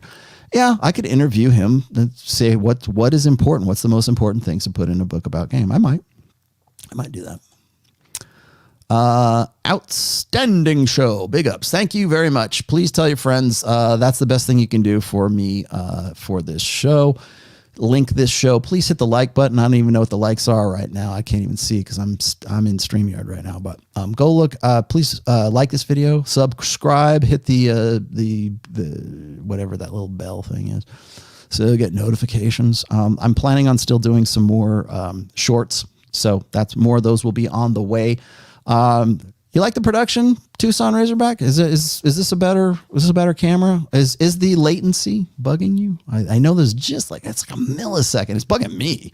So I'll see if I can speed that up somehow. It's got to be the connection between the camera and the ATEM and then the computer itself. But I don't know. I'll figure something out. Okay. Since you asked me nicely. There you go. I'm glad you guys are happy with that. I got a lot of good ones. I need to have occasion to actually drop these. I could really use a opinion on running game at work as practice. No, just don't. I say that because I'm going to give you the Tom Likas answer, which is how bad do you like your job? That will inform whether or not you should run game at work or not. I would always say that's a bad idea.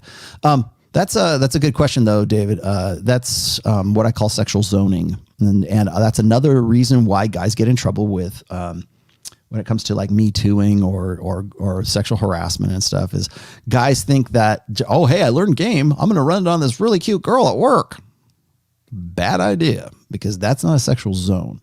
Clubs, yeah. Day game, maybe. What's the social setting that you're at? Yeah.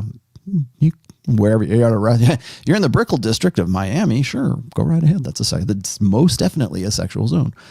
Work is not a sexual zone, and it shouldn't be considered one anyways. So, I would argue that the gym should not be a sexual zone either. But if you want more information on that, I have an essay called Sexual Zoning. Go to therationalmale.com and type in sexual zoning into the search engine. You'll find it. So there you have it. I'm glad you guys enjoyed this. I think this was very informational, mechanical, scientifically based. But again, it's not, even the guys who are still today who are making a living off the grift, there's still an element of, there's still a kernel of truth behind a lot of the stuff of the techniques that they're throwing out there. They probably don't know what that is, and they don't know why what they do works. They just know that it does for them, and they try to transfer that onto you, and it doesn't really work with them all the time. So when you hear PUA, when somebody demonizes PUAs, when somebody talks about game, whatever, just keep in mind that they probably are operating from a level of ignorance. And I don't mean that in the bad way. I mean, like, they're just uninformed. So I'm trying to enlighten you. I'm trying to educate you with why these things should work the way that they do. There you go. All right, guys, I will be back on Wednesday, same time, 1 p.m. Eastern, or excuse me, 1 p.m. Pacific, 4 p.m. Eastern. I'll do amogging. You guys want to do amogging and boyfriend destroyers? I can talk about that. Or if that would be a really good one for infidelity as well. So we'll talk about infidelity. We'll talk about amogging, and we'll talk about the boyfriend destroyer scripts. What's the issue with spitting game at your wife regularly? None. It constantly keeps her turned on and on her toes. Well, good for you. The thing is here's the thing, and this is the last one. Don't give me any more. If you're spitting game at your wife and you've been married to her for a long time, it shouldn't be spitting game. It shouldn't be rote memorization. It shouldn't be an act. It should just be who you are. You should have it. If you're married and you are spitting game, you haven't internalized the red pill. It needs to be second nature. It needs to be something that just comes, right? It needs to be something that comes out of you. This episode will be the episode. So there you go. All right, guys, I will see you on Wednesday. And then here's the big announcement. The last announcement is I will be on Fresh Fit podcast on the week of March 1st through the 5th. I will be on there with Aaron Clary. We will be together.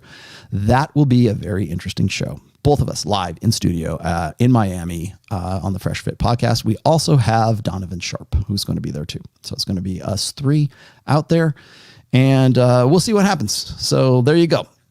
I will see you guys next week. I hope you enjoyed this. Let me know in the comments how you like the quality of the show. So there you go. Great. All right, guys. Thank you very much.